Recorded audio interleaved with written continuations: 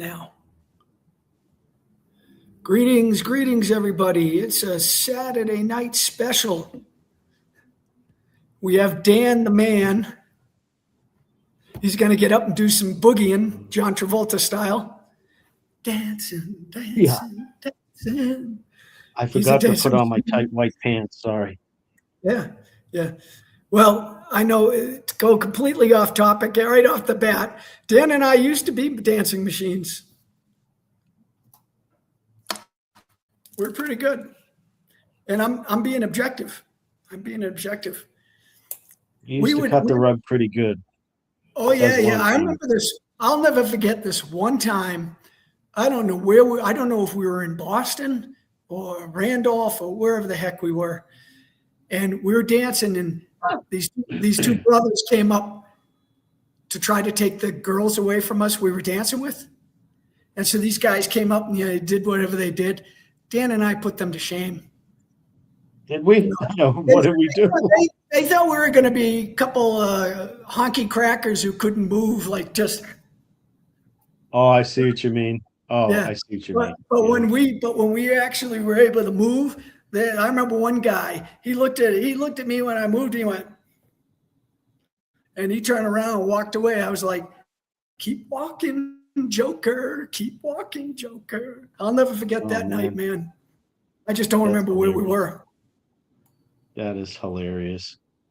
Well, at that time in our lives, there was like a 1 or 2 year period where you and I were going out like 3-4 nights a week. I mean, so it became like a blur.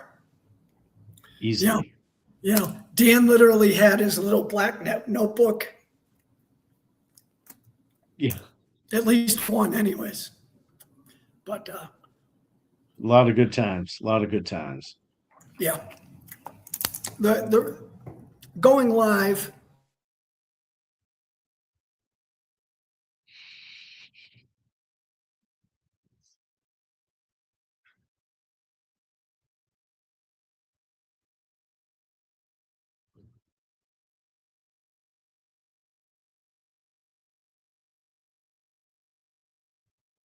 Yeah, all right. So I have option chains if and when the time comes, I guess.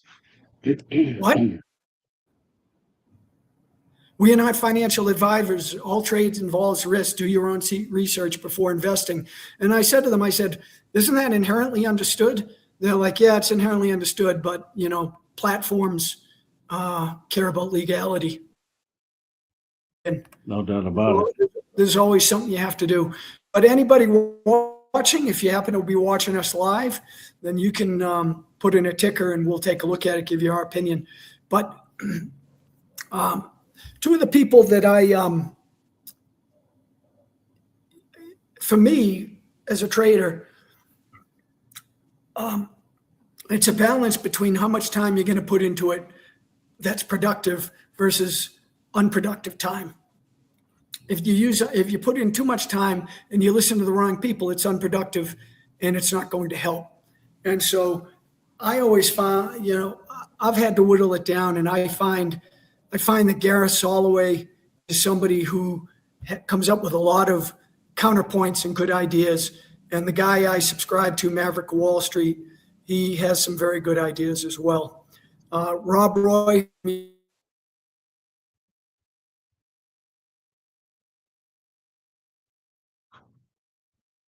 Beginning, and even if you're not beginning, he has some very good solid foundations as well. So you have to find your people. I'll listen to people because you never know what they might say that might trigger an idea. But both of those guys said last week that they believe, and this is what happens with money. Money for the funds and the rich people, their money doesn't die. They typically are the forefront of a move. They rotate. So what happens is when you see stocks peak or they bottom and then you see these consolidations, that's usually the big money selling to the average Joe, or it's the average Joe selling and the big money accumulating. And so you have to know when they're doing this, because they very rarely lose in a big way. If they're wrong, then they're out. like right away. They're like, oh, I'm out. So right now, what the guys that I listen to are saying is that the rotation is going to now move from software stocks have been so beaten up on the fear of AI that they've just been obliterated. And so we'll go through the charts and we'll look at some. Some of the more popular ones are like CRM and Now, which is Salesforce's Now. And, a lot of times you don't even know what these companies do, but you can tell by looking at the chart, right? You can tell by looking at the chart when it's a good time to take a speculation on this. But even before we get into the trade, and I've said this before, is, one of the real reasons for trading is, for me, is to increase my return on investment as far as my cash position, especially now with the craziness in the world. I've said this on a dozen of the last videos, that I think cash is a great position to be in. I personally would not feel very comfortable holding Tesla or even Nvidia, or some of these stocks that you just don't know where they're going to go. So it's one thing to hold it, and another thing to get in and out, to scalp it in certain ways. And that's primarily what I'm talking about, is coming up with trades where you're betting on a certain way to basically collect a premium. You're not necessarily looking to hold or short a particular ticker unless you have to or you want to. So, but Dan, what I wanted to read, so also, I've been using the AI programs to create some shorts for the channel from videos that we've done and some other videos that I've done. And so I also asked it about different tickers and trends. And I told you, Dan, that one of the things that, and I'm not sure I saved it. Oh, I asked AI if it thought that where people should be parking their cash. Is this going to be like a 1970s situation where there's stagflation? And it said that there's not It said there's not stagflation because we don't have the problems in the employment market like we did in the 70s, and we don't have high inflation. And back in the 70s, I mean, inflation was 10-15%.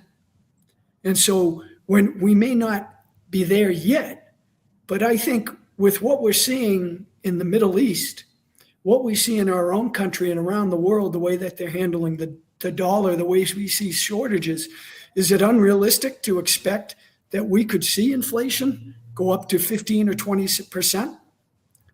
And so what is really, instead of the number and instead of the word inflation, what is something that is what is something that most people really care about? They care about maybe something like cost of living. How much do you have to take out of your pocket every month to pay all your bills? That's something probably most people care about. Would you agree? Absolutely. I mean, they don't want to use the term, like you said, inflation, and which is a formal whatever economic term, but people know when things are rising, right, or increasing.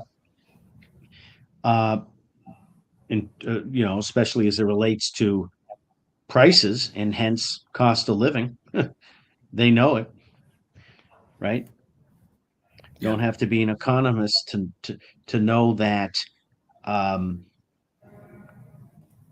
the average bear's wages are not at all keeping up with the cost of living.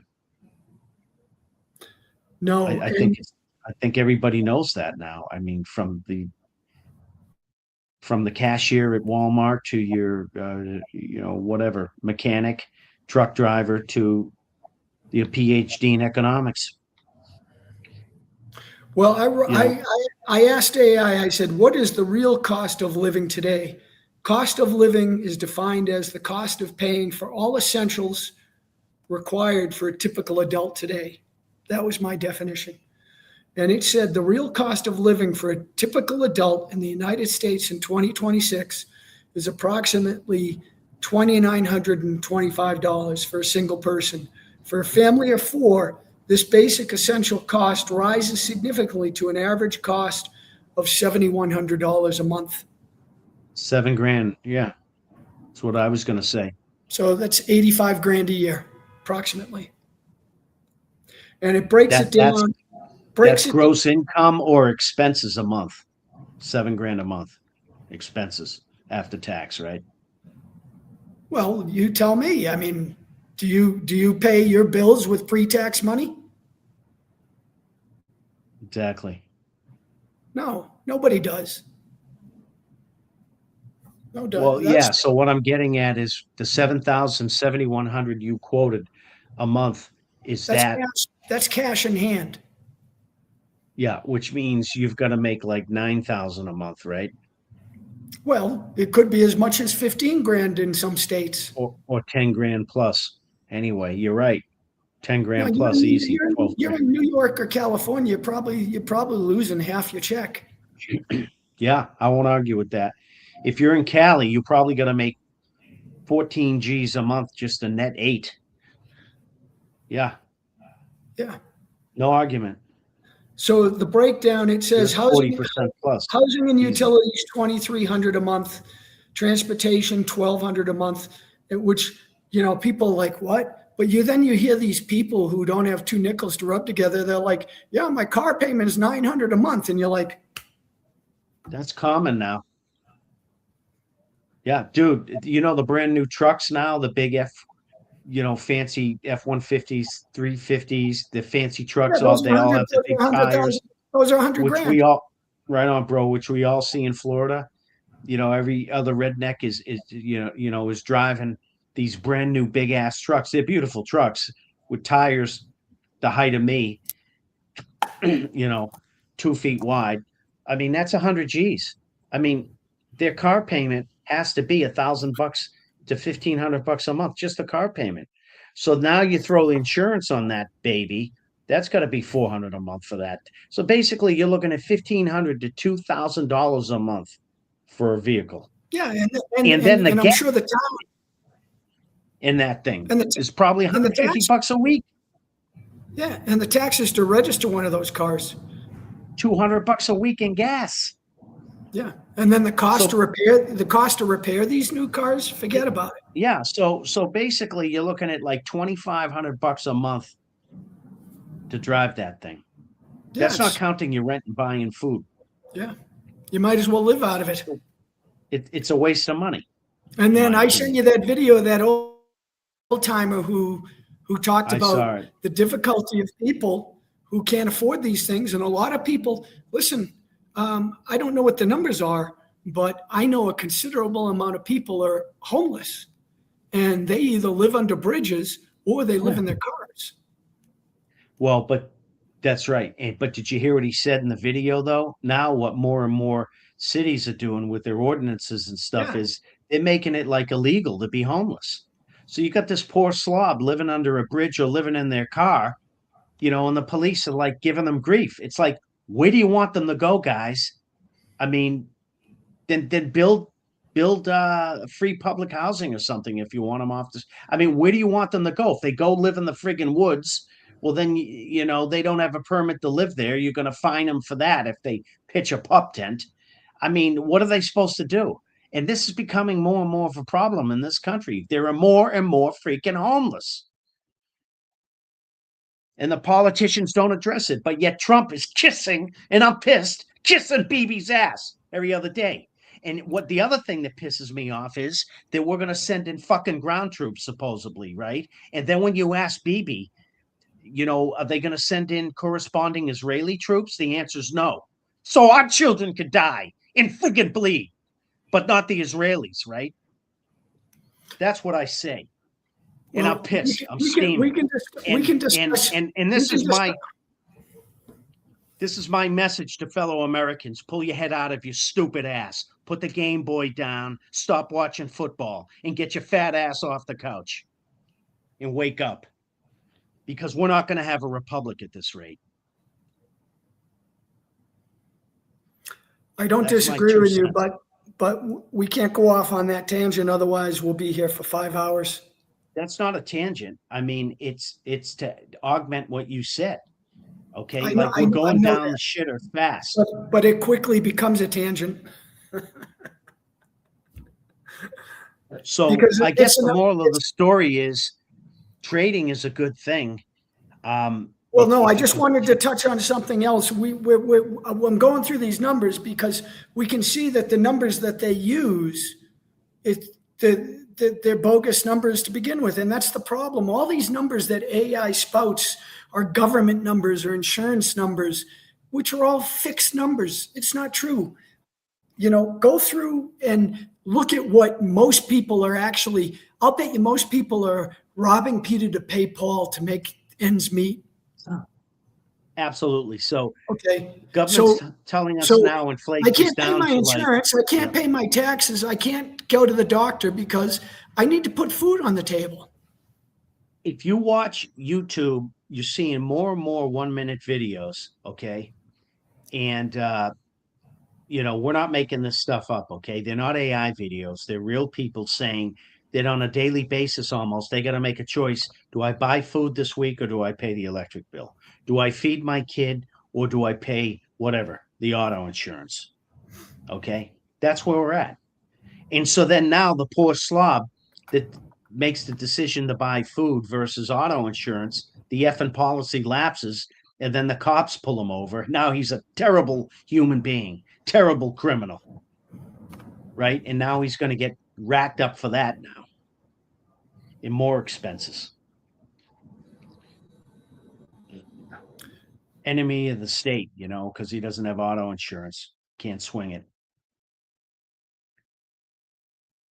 It's a shit show. It's a shit show. And when I think about it, I get so irritated. And I know Trump's revving up for something. It's pissing me off. I know this asshole is revving up for something. Okay. Like oh yeah, the big glory, the big commander in chief. I'm gonna send the boys in. Well, it's not gonna be your boys. It's not gonna be Jared Kushner, is it? The guy that's 6'5", 95 pounds. You're not sending him in, are you? Or his own son, who's 6'10". Why doesn't he join the effing military? Huh? Oh, he's got flat feet. I forgot.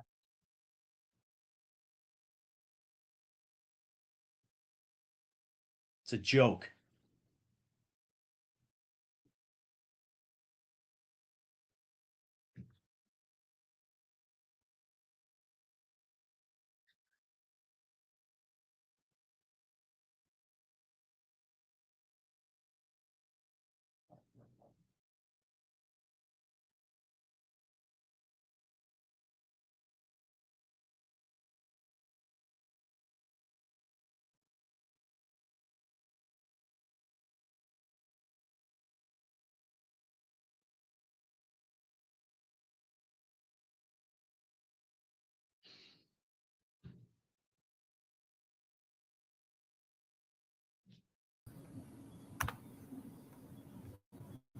Popped out.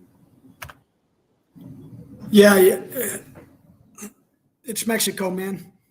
Yeah, and this is a perfect example of a country that they don't give a shit about anything here. So they don't care that their infrastructure is like something you find up in the hills of Chiang Mai. Well, Chiang Mai is probably better because it's all foreigners there, but you know what I mean. And you mention it to them, they're like, manana, this is the way it is.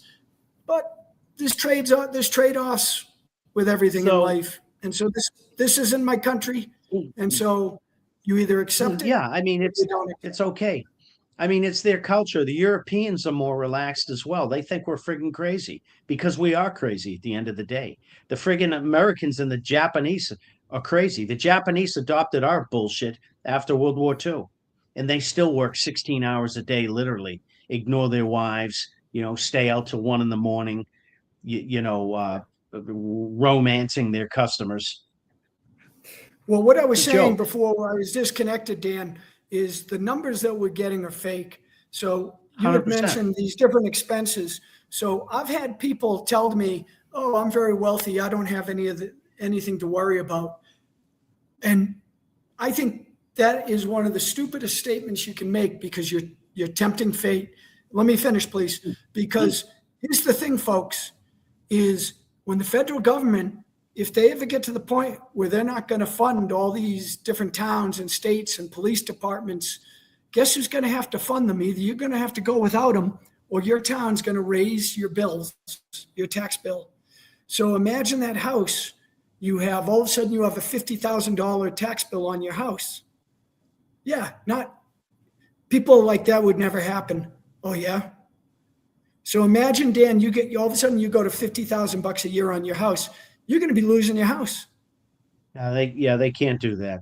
They won't do that because if they did, they're going to put It's people out on the happening in street. Florida right now, Dan. Dan, are you asleep? It's happening in Florida right now, not too far from you.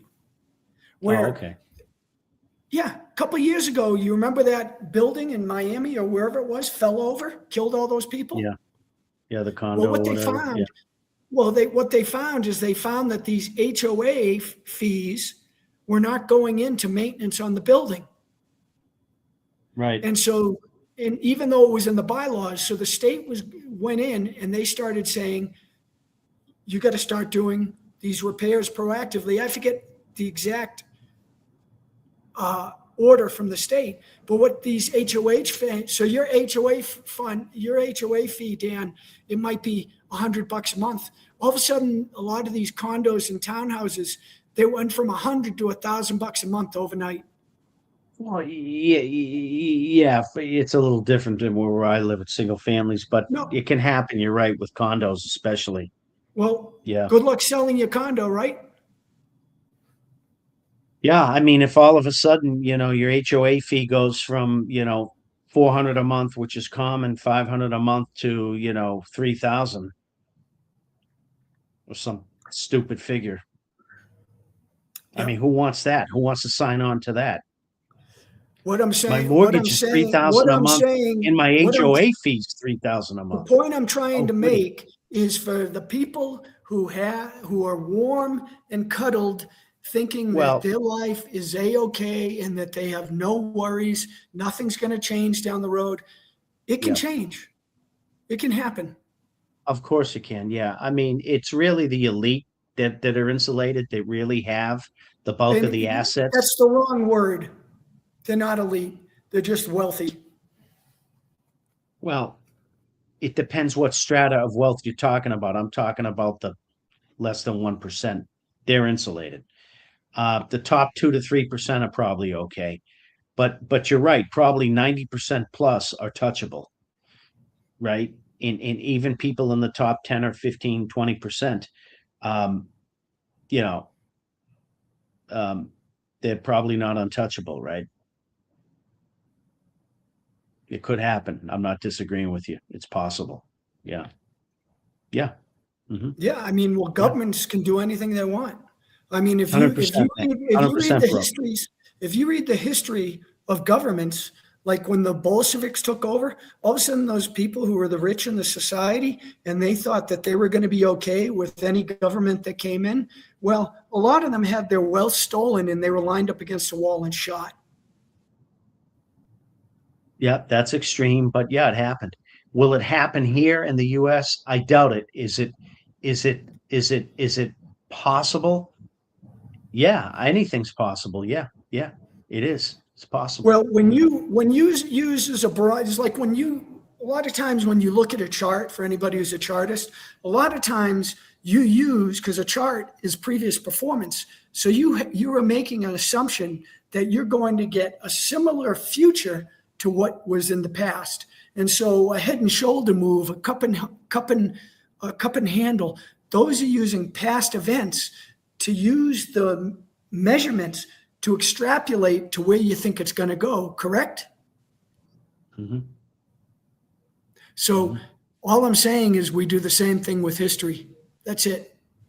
Don't think that none of these things are possible. And the reason you can say this is because Look at where we came just from 6 years ago from COVID. Who thought that we'd have the country we have today from 6 years ago? Yeah. I mean, Yeah. I mean, a lot of this stuff has been the same. It's always been, but now it's very clear. It's very clear that the government or corporations could take an extreme left, right, up, down turn, and there's going to be nothing we can do about it. We either are prepared or we get run over. Yeah, well, yeah. So again, I use this term all the time in the U.S., and people probably would find this appalling, but I mean, I don't see us operating really, for the most part, like a constitutional republic. We're fascists. We're like similar to fascist Italy or something. Really, Dan? How so? Well, I don't know. You've got the merging of government and corporations. Big business are in each other's bed. Well, yeah, I mean, And do you really think we have free markets? Come on. yeah, coupled with lobbyists that throw money at the government to get what they want when they want it. I mean, what the frig do you call that? That's called manipulation, along with insider trading, right? You got our own congressmen know everything on the inside. You know, that's why Nancy Pelosi's an options expert and is worth 150 million. Right? I mean, how is it these public servants like AOC, who was an effing bartender, nothing against bartenders, but she was a freaking bartender. Do we really know how much she's worth, Dan? She's worth a few million now. Do we know this? She was like a negative net worth when she went into office, making Mai Tais. You know, that's fine. But or dry martinis with vermouth shaken, not stirred. She was an average 20-something-year-old struggling to survive. Exactly. Now she's a multimillionaire, being a public And then servant. she went to a casting call, and they said, "Hey, the job is going to be congressperson. Are you interested?" Exactly. Literally, that's a true story, folks. I'm not making this up. There was a group who went around the country, and they actually had casting calls, and they selected people on their look and what they could do with them. And there were like 5 or 6 other people that they ran in elections at the same time AOC ran. And AOC, they felt that she had the figure and the looks and the ethnicity that would make her a rising star in the United States. And whoever chose AOC definitely knew what they were doing. They nailed it. Because they hit a home run. She appeals to certain people. 100%. 100%. I mean, her shtick definitely appeals to a big enough demographic. No doubt about it. And whoever made that decision, like I said, hit the proverbial home run. They knocked it out of the park, in my opinion. Well, I think the girl in Minnesota who's married to her brother, I think she was another one who answered the casting call. I don't know that this is all online. You can find this stuff. Yeah. I don't remember it. It was years ago. Somali or whatever, the Somalian. Yeah, there were like 4 or 5 of them who got elected. Yeah. And I'm not sure all of them are as charismatic as AOC. And they're so worried about the United States and serving the people thereof. Yeah. So, but so the other thing that AI got into, so they said the food for the average person is $900 a month, and healthcare is $500 a month. So single person for a single person, yeah.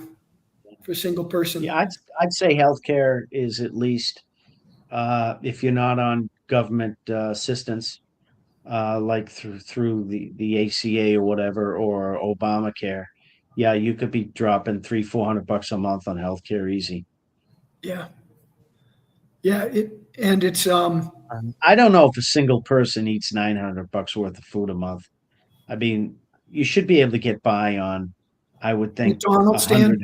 You should be able to No, get by at McDonald's. you should be able to get by. If you're a single person, I would think 100 to 150 bucks a week would be more than sufficient. No, it says it breaks it down. It says Groceries. groceries $500 a month, and then dining out for convenience of $329. This is what the typical person does, because when Well, think about it, there you Dan, go. if Right, you're right. commuting, if you're working long hours, you're probably going to a restaurant for lunch. Well, if you're smart, you bring your own food.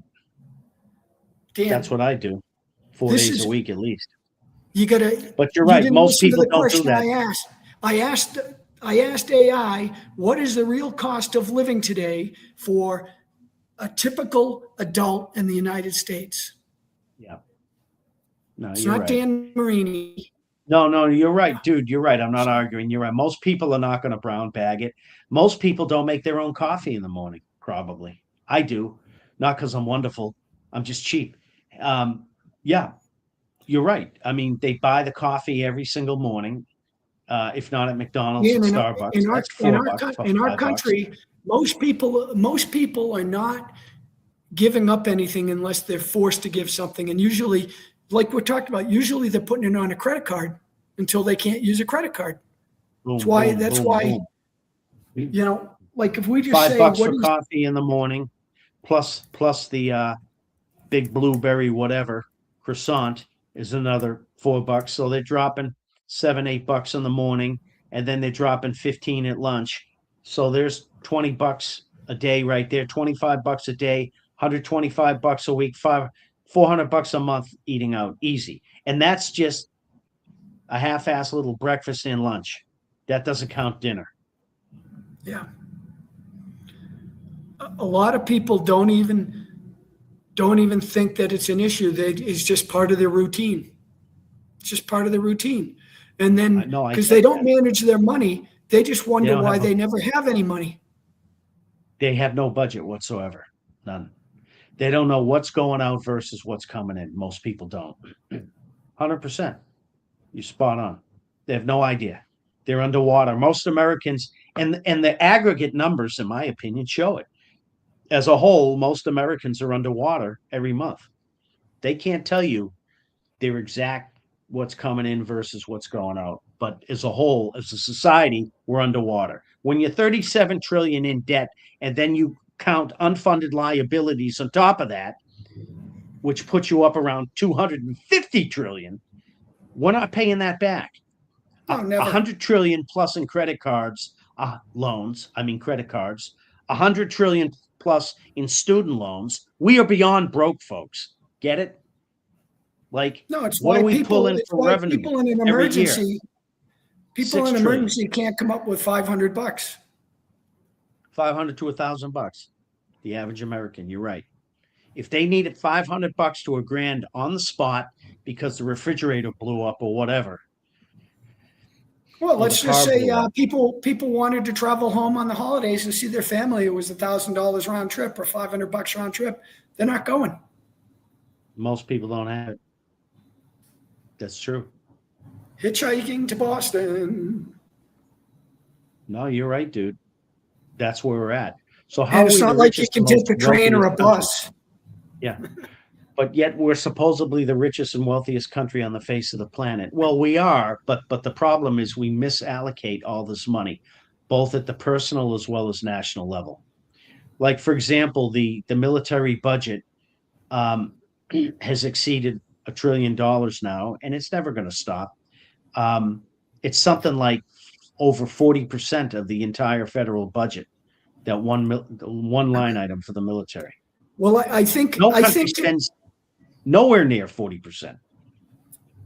Can we get rid of the farce now that we don't have the money to take care of what's required for a healthy and productive society, where Stable. they are able to find 100 billion, 200 billion, $1 trillion for missiles or sending to Israel and Ukraine, but they can't find $100 billion to take care of Americans? They can't fix 10 cities in California where that asshole Nancy Pelosi is from, the San Francisco district, where there's people, living in the streets of San Francisco on Market Street, defecating on the Market Street. That's her. That's her. Yeah, and That's her there's district. needles. Right? Yeah, there's needles on the sidewalk. I mean, Yeah. people get killed there walking on the sidewalks. People have been 100%. killed. Yeah, Like we've there have been been to a Market couple Street famous enough people to know. killed there in the last. Yeah. There have been a couple famous people killed there in the last 5 years who were assaulted on the sidewalks. But the point is, I'm just using her as an example. Typical congressperson, or not congressperson, or public servant that has apparently no conscience and pride whatsoever. Like, that's your district. That's your district. Okay. Well, That's your district. What are you doing? What are you doing? What are you doing? well, We put up with it. The So word we're is, the assholes in the end. We're the assholes because we elect these assholes, well, and then we don't put their feet to the fire. So who's the the word- asshole? the word escapes me for people who are like, okay, they're deviants. They're deviants. And the one thing that proves it are the Epstein files and the voting records of these people. I mean, Yeah. Nobody reads the Bible, but the Bible warns us about this all over. Number one, there's nothing new under the sun. And number two, you know the tree by the fruit it bears. So if you look around our country and you think that our country's political leaders and the people who are in power are doing a good job, I disagree. 180 degrees opposite of anybody who thinks they're doing a good job.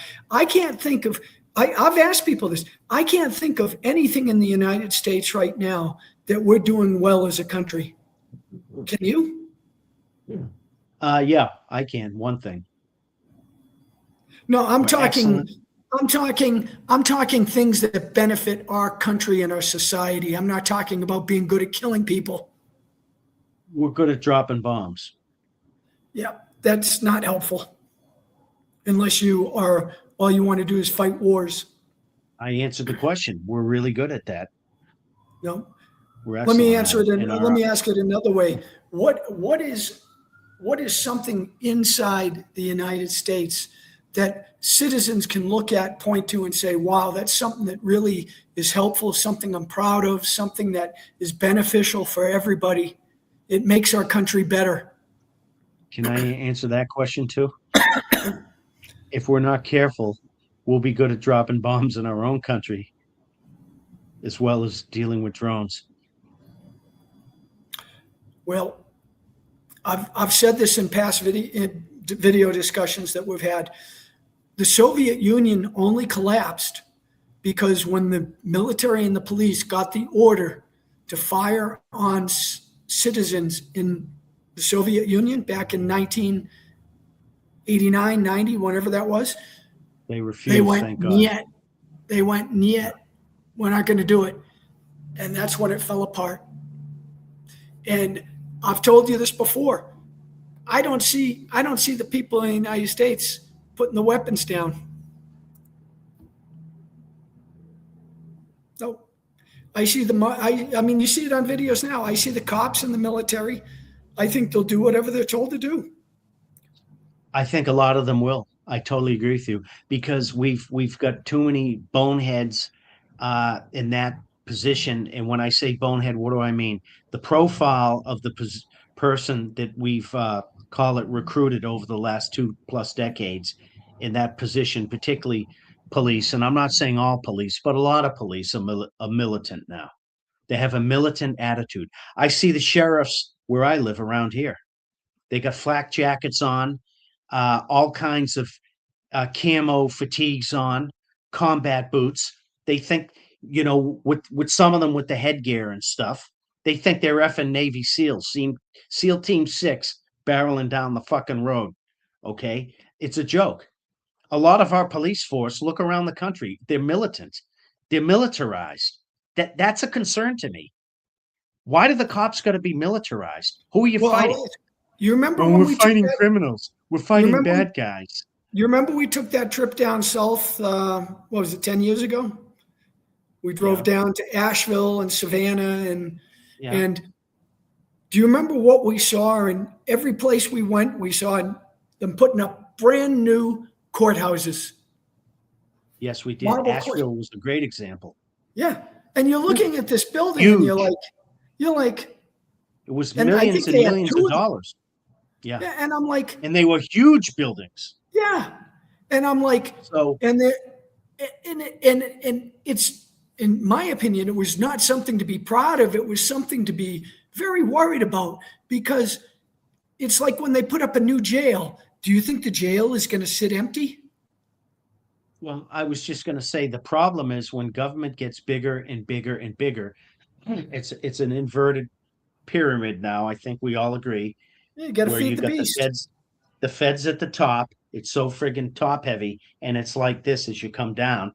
And the problem is that what Dave just said is it grows bigger and bigger and bigger. You got all these courthouses, massive courthouses, hundreds of millions of dollars. The police have all kinds of equipment now, including militarized equipment, AMRAMs, you name it, Well, it personnel means that carriers. the police's Yeah, job is to feed the right. beast. Yeah, well, They've and got that's to where I'm going with generate. that, bro. They've got to All generate that stuff, fees. that stuff's not just going to be there, just looking good. It's going to want to be used, and it's going to need resources. You have to feed the beast, like you So when said. the cop pulls you Feed the over, beast. he's not your friend. Not at all. It's a revenue grab. He's That's looking all for it is. how can I jam this dude up and get another $500,000 out of him? Yeah. In a lot of cases, yeah. It's just a revenue grab. We're already taking it up the you know what with the taxation. You know, this country was founded on what? Us getting sick of King George's 1.1% tax, 1.2% tax on tea. Now we're okay to pay 40% plus of our total income, upwards of 50%. So, in other words, guys, let me break it down in simple numbers. For every $10 you make, if you're living in Cali, you bring home like 550 or less. For every $10 you make, you're bringing home what, five?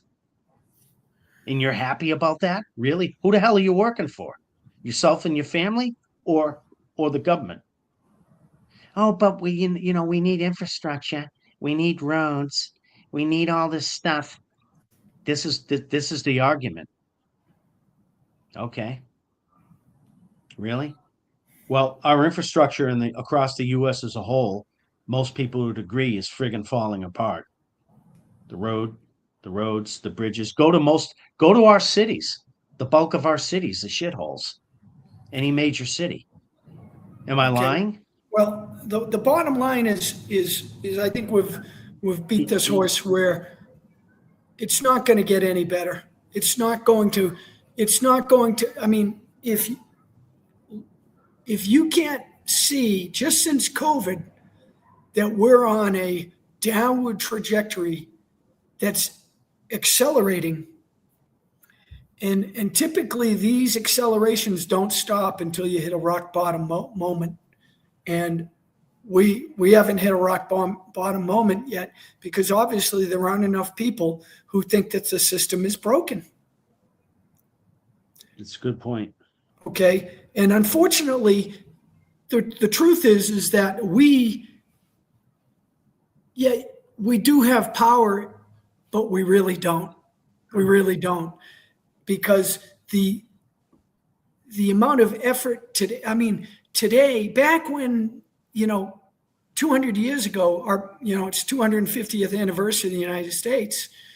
250 years ago, you could get a few hundred guys together and make a difference. Today, you'd be mowed down. I'm not even sure a 1,000,000-man army would make a difference today. And so I think I think a 1,000,000-man army would, but here's the point. You'd never get that 1,000,000-man army. You could make a dent with 1,000,000 men, absolutely. They couldn't kill all of a million men because you couldn't hide it. how many of those 1,000,000 men do you think would stand there when they started seeing the front of the 1,000,000 men getting run over by tanks? I agree with that, but it wouldn't even get that far. You'd never get the 1,000,000-man army put together. You'd never get it put together. No. Wouldn't happen Well, in this country. You're not going to get enough fat asses off the couch. well, it goes all the way back. Another piece of history Not going that to happen. probably nobody knows about is after World War One, veterans were promised like several $1,000s for their service, and they never got paid. So they went and they had this Turn the guns giant on them. They had this giant encampment of veterans, and two very famous people in the United States history, okay, George Patton and Eisenhower, along with I think MacArthur, they were in charge of the armor and which the armor back then was the cavalry. The cavalry and the army became the armor as armor developed. But those three guys were involved in mowing down veterans, killing them. And that's our history. That's our history. That's not a movie. And these guys went They off never and made a movie about that. there are movies on it. There are movies. I remember one movie I saw was I forget the characters now, but a bunch of in fact, I sent you the movie a long time ago. You might remember this. There were 3 or 4 guys, maybe 5 guys, who they were given the orders, and they said, nope, not going to do it. Well, what do you think happened to them? What do you think happened to those 5 guys? Court-martial. Well, you don't get shot unless it's wartime. Yeah, they were court-martialed, and they were basically given a dishonorable discharge. Good luck getting a job with that on your record. So what did these 5 guys do? They went down to Texas and they started working on wild horses. Back down in Texas in the early 1900s, it was like very rural. And I think it told the story about how they were working with old army horses. And then once again, in the movie, they got the order to kill all these horses. And instead of killing the horses, they drove the horses up to Canada and sent them over the border. And so obviously people knew about these people to make a movie, but nobody in the society cares about it. I mean, let's face it. I mean, our society is a godless society. Our society only cares about money and about. I don't disagree. I'm not even sure family matters for most families now, because we don't have families anymore. No, we don't. We don't. I mean, what's the standard that people use now to emulate for their own lives? I mean, go to college, man, get a job. Very few. No, you're spot on. Very few American families, even if they are together, which are the minority, don't operate even like a standard family unit that we're used to when we grew up. I mean, how many families even sit down for dinner every night? 1 out of 10, if that. I'll bet you 1 out of 10 tops. Well, Traditionally, you have to first start by defining what's a family. Well, because traditional is a man and a woman with 2 or 3 children. But you're right. You're right. Now it's 2 women raising a daughter, or 2 dudes raising a son, or it's a man and a transvestite raising 2 adopted children. Or most likely, it's a child with a grandparent, and the 2 parents 100%. are flaked off. And the 2 parents are flaked off. Yeah, because Buffy, the 19-year-old, got knocked up by whomever, the 35-year-old.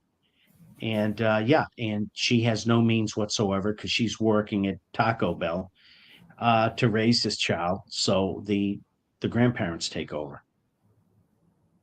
because her own mother is, divorced and, strung out on, hairspray.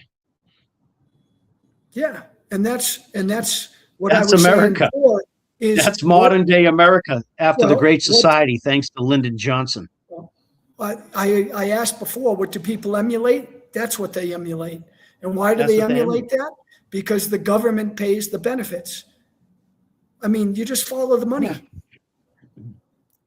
The government destroyed the family unit starting in the 60s, in my opinion. Early 60s, a quick review, we took the 10 Commandments out of the public purview. Well, geez, Dan, I'm offended by the 10 Commandments. Okay, all right. Anyway, we took them out. Then the Great Society came into place with Lyndon Whack Job Johnson. And what that told women was, you don't need a man. The government will pay for you. And every kid you have, by the way, whether it's by 3 dudes or 1 dude, is worth dollar signs. Okay. So that started chipping away. 1973, Roe versus Wade legalized abortion. Okay. Whether you agree with me or not, that chips away at the family. Sorry. I mean, you don't need to be a genius to figure that one out or have a PhD in psychology. Late 70s, no fault divorce. That's number 3. Okay. And then number 4, I'm just being objective and factual. I'm not judging. 2015 with Obama legalized gay marriage. So is there is it a puzzle as to why the American family is not intact? I call it decimated. That's the word I use. Absolutely decimated. Well, And divorce rate have a father is and a mother- atrocious. Yeah. if you don't have a father and a mother in the household, it's very difficult. I'm not saying it's impossible, but let's face it, it's kind of like, if I was trying to run with one leg, it makes it kind of difficult. It's a losing proposition. Now, there's going to be people that are going to debate you, Dave, and say, you're a conservative, They can put on stodgy those white blade, guy. you can put on you can put on those blade legs. Yeah, yeah, you're a conservative, stodgy white guy. Shut your trap. But for thousands of years, it worked for a reason. Well, Maybe it wasn't perfect. And there you go. That's the definition. Isn't that really what matters, folks? At the end of the day, is either something works or it doesn't. If my goal is to drive to LA and I make it to Kansas City, I failed. It's not insulting you. Dan, you said you were making it to LA. You only made it to KC. What the freak happened, man? What happened? Oh, don't attack me, Dave. I had good My intention. transmission blew up. Do you think I planned on this happening? That's not the point. The point is you didn't get it done. So that's really, in a society, that's what matters. I mean, if you say that we're going to have a healthcare system that is set up to, have a preventative healthcare system so that people find diseases, and we're going to have basically, we're not going to, like you were talking about fascism, Dan, we're not going to have corporations running the government agencies so that they can say, Roundup is healthy and you should drink it. And, the COVID, exactly. You should take 22 COVID jabs. So the corporations, we know this, run everything, okay? And the minute you inject, if you will, profit motive into things like healthcare and education, I've said this for decades, all bets are off. Well, what do you mean by that, Dan? Just what I said. Like they talked about, I don't know if they've done it, they want to privatize prisons. That'll be an effing disaster. Yeah, it'll be another form of revenue for corporations to control. That's all that'll happen. The corps will get into that. And then what do you think's going to happen if they privatize? What did you say when they privatize what? Prisons. Oh, prisons. Well, they already do that. Yeah. So what do you think's going to happen when you privatize a prison? You got to keep it stocked. You got to keep it full to get your ROI on it. It's because they took on the contract because they were guaranteed a minimum amount of money. So the taxpayers on the hook for that money. The taxpayers on the hook for that money, whether there's prisoners or not. There you go. So the point is, whenever the government gets involved, it turns into a friggin' fiasco. Well, listen. The federal government is only there mainly, according to the Constitution, to protect the country, provide a standing army, and provide your currency for the most part, your money.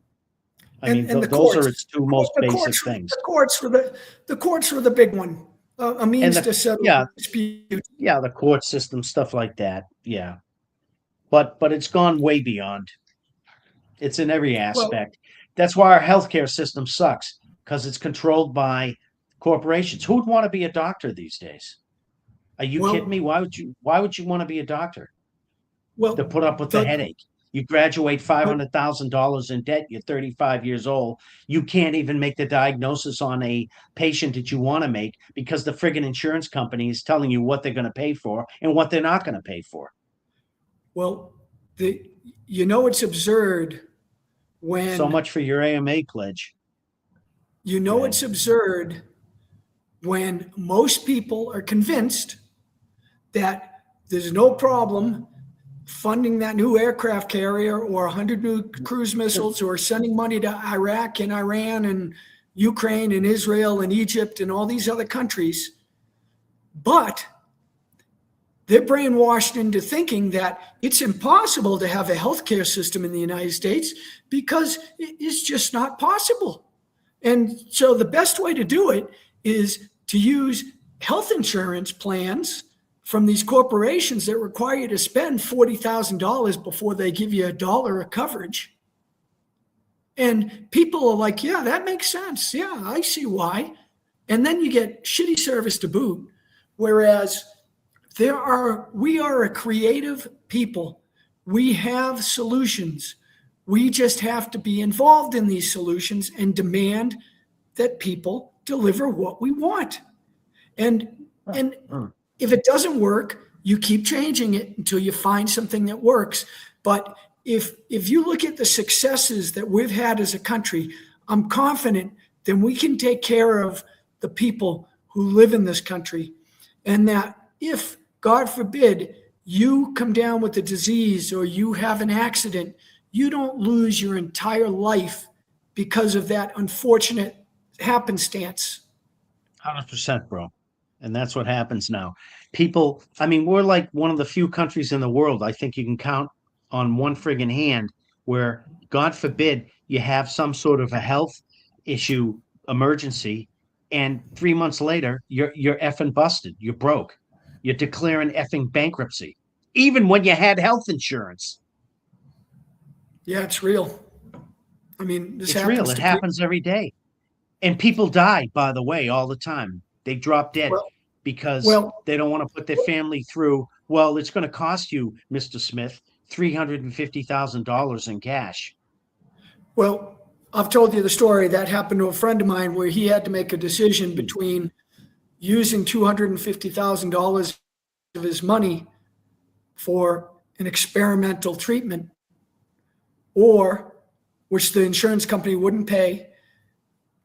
And Yeah. they said it had like a 10% chance of success. So was he going to take $250,000 that out of the money that him and his wife had saved? And he decided to go to hospice care and die so that his wife would have that money so she could retire on it. And that is our country today, where a man who I loved very much made a decision for the benefit of his family, and he fell on the sword, as men have done for centuries. But there are certain, and here's the reality: is there? I mean, we are all going to die, and that's part of life. And there comes a point.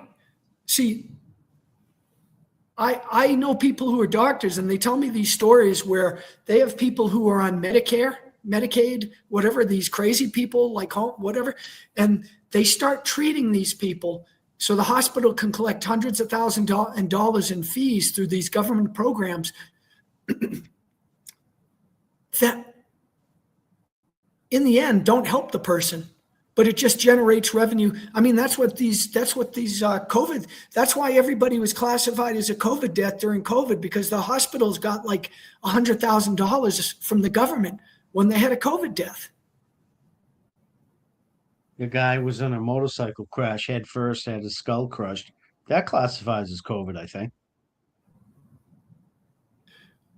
there were incidents that were similar to that. Cha-ching! Yep. Ring it up, Bob.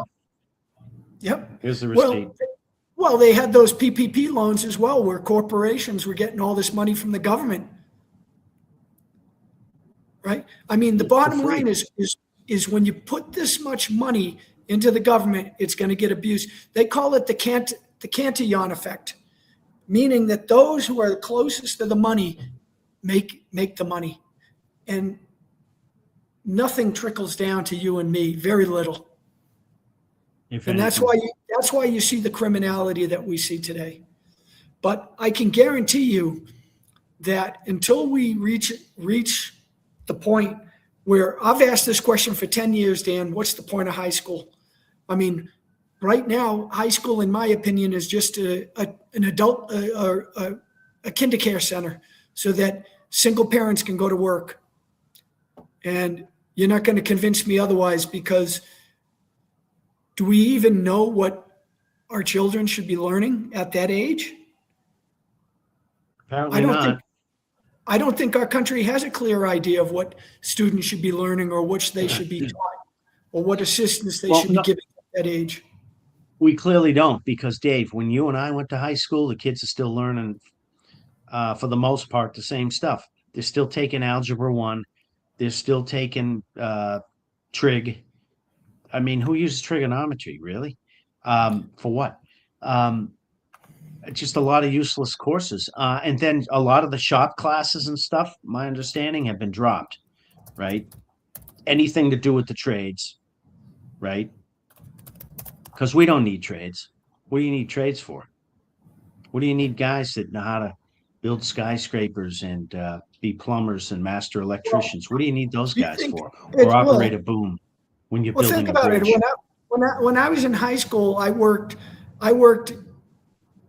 in jobs that required you to go out and bust your butt. I worked in factories. I worked for a moving company. I worked landscaping.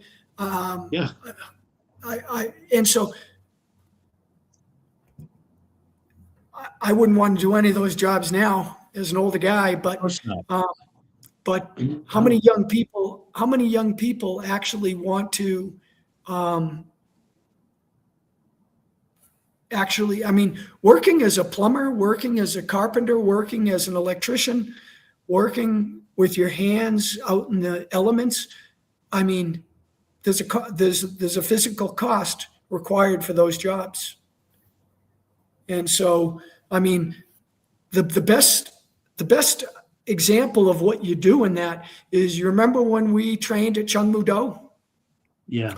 There was a guy that I trained with, tall guy. I don't know if you were there when at that point, but this guy, he was a plumber out of Quincy.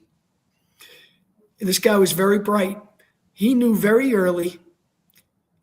Now, this was back in the early 90s. So this is how far ahead this guy was. It was like 92.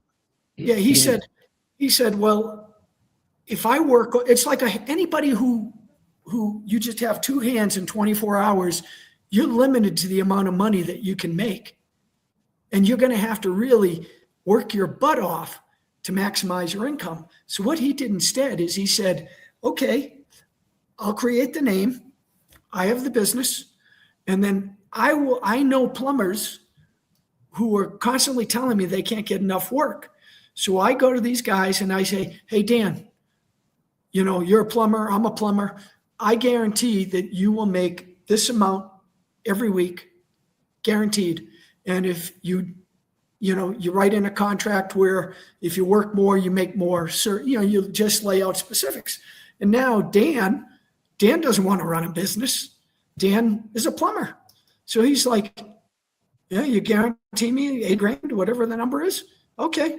And so Dan gets a truck and Dan gets an appointment every day that is sent to him on his phone or by text or email or whatever. And he has a schedule, and then Dan just goes out and he's a plumber. He doesn't have to worry about any of that. And this guy who we met at the martial arts studio, that's what he turned into, is he doesn't go around fixing sinks and toilets anymore. And so he's a businessman. And really, that's how you make it in the United States, is you have to know when to leverage skills. And I'm not sure most people in our country understand that anymore. I think most people are now W-2 employees where 100%. they want to be like that guy who he hires. They don't want to worry about any of this. They just want to do their job, come home, and sit on the couch and eat their Doritos and watch Dancing with the Stars. Yeah. Good point. So we don't have, I mean, if we looked at what our politicians are talking about every day, 99.9% of what government is getting involved in should be deleted and wiped away from at the federal level. If something is important enough, it will get taken care of as at the state or local level where you can influence it. But the less that we have AOC and Donald Trump and any of these other jokers handling, the better off all of us will be. If they didn't have the resources, they didn't have the resources, then we would not have all these problems. And all of this stuff, this karma, it's coming back to the country, folks.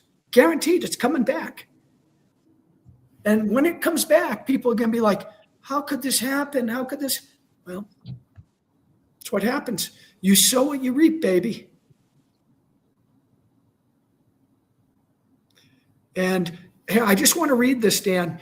I was talking to AI about plots on my book, and I wrote this to AI. I said, now this is what I wrote, okay? I said, my character in the book is going to a school that has shown the same zeal for mathematics, music, science, and technology as it does for languages. History has always been written by the winners, so they do not waste much of their students' time learning history. Most likely, their students will be responsible for making history. They also still require Bible study. All students who attend, no matter where they are from or their personal beliefs, are required to complete the school's Bible study courses. People who are not Christian or do not believe in God agree to this because this school delivers results. And what AI wrote back says, this school sounds like the ultimate training ground for global architects. By prioritizing history in the making over traditional history, they are teaching students that the past is a set of tools rather than a set of rules.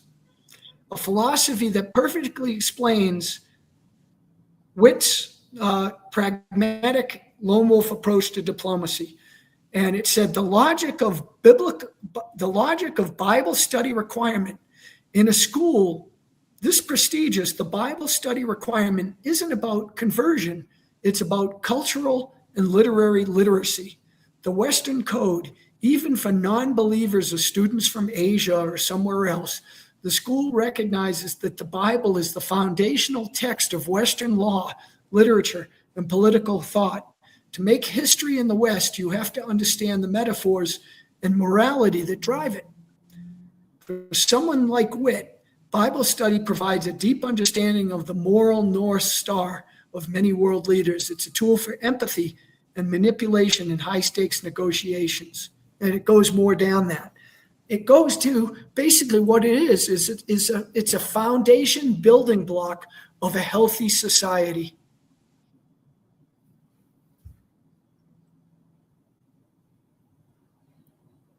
And without it, we've taken it away. Well, how are you going to know where the heck are you going in your life if you don't have that moral guidance? I mean, you have no bearings whatsoever. You're a rudderless boat in the water. Yeah, well, government is, because if it's a law, if we say you can do it, you can do it. If we say you can't do it, you can't do it. Well, I say that's unacceptable. Well, and that's by design, because when you take that bearing away, you replace it with something else by man. And we know that where that leads us to. History has shown us enough. Yeah, the repression of other men. Exactly. Yeah. I'm your new God. How do you like me now? Yeah. So, I well, never thought God had an automatic rifle in his hand. well, we didn't really, okay. Long story short, I used to have a business. Okay. I don't have that business anymore. And I can get into more details about that at some point. But the bottom line is I made decisions on what I wanted to do with the rest of my life, however long I live. Obviously, your priorities when you're 30 are different priorities than when you're 60, 40, 50, 60, right? Your priorities change. Your priorities don't stay the same your entire life. Do you agree or disagree? You asking me? Well, who else am I Or talking to? just the panel in general? Yeah, no, absolutely. 100%. You don't think the same. I mean, my mindset was a certain way at 20, hence a certain way at 30, 40, 50. For me, it really changed at around 50 years old, roughly 45, 50 years old. And I'm not saying money's not important because, if I want to drink anything, if I want to eat anything, if I need a new shirt, I mean, God forbid if something happens, if I want to come up and see my family, I got to buy an airplane ticket. I mean, stuff's not free and it's a long walk and the shoes But aren't in our, free.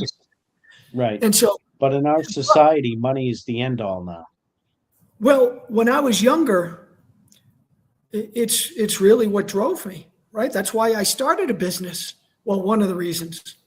I mean, there's a lot of other reasons, but I mean, Right. if you're starting a business, I mean, monetary reward is one of the reasons you do it because typically people who have their own businesses, have more success in their own business than working as a cog in a wheel for Raytheon Corporation or AT&T.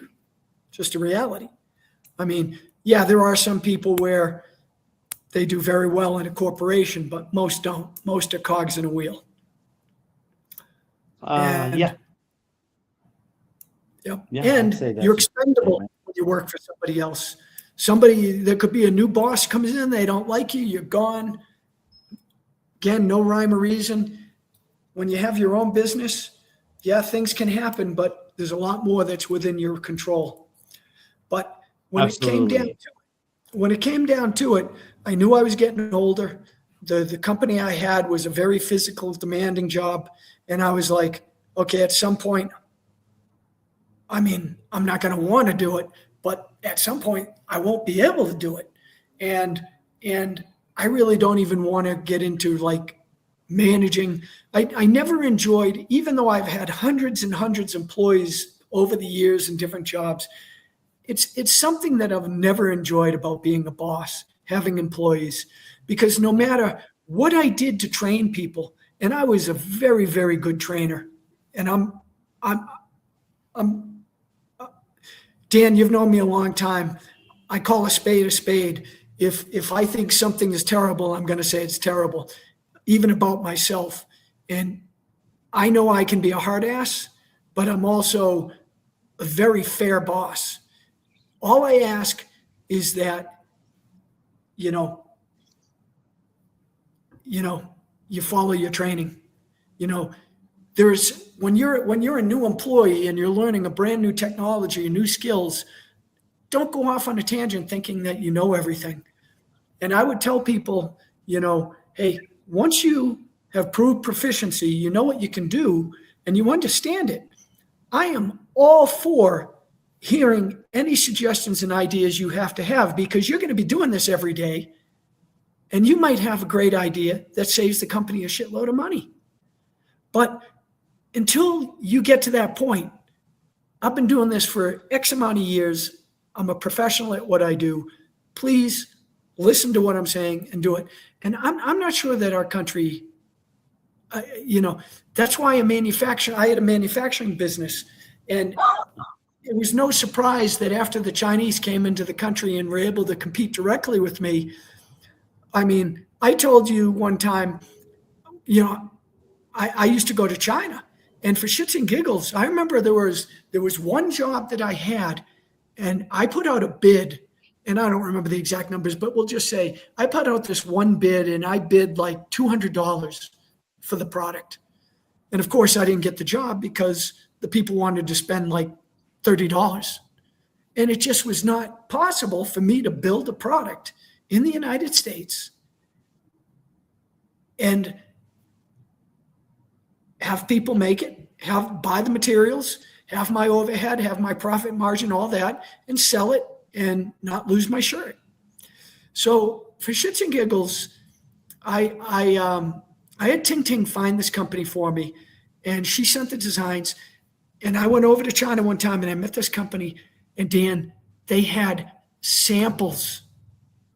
They had samples of this. I didn't give them my whole design. I gave them one component, because really the center, the most expensive part of this product was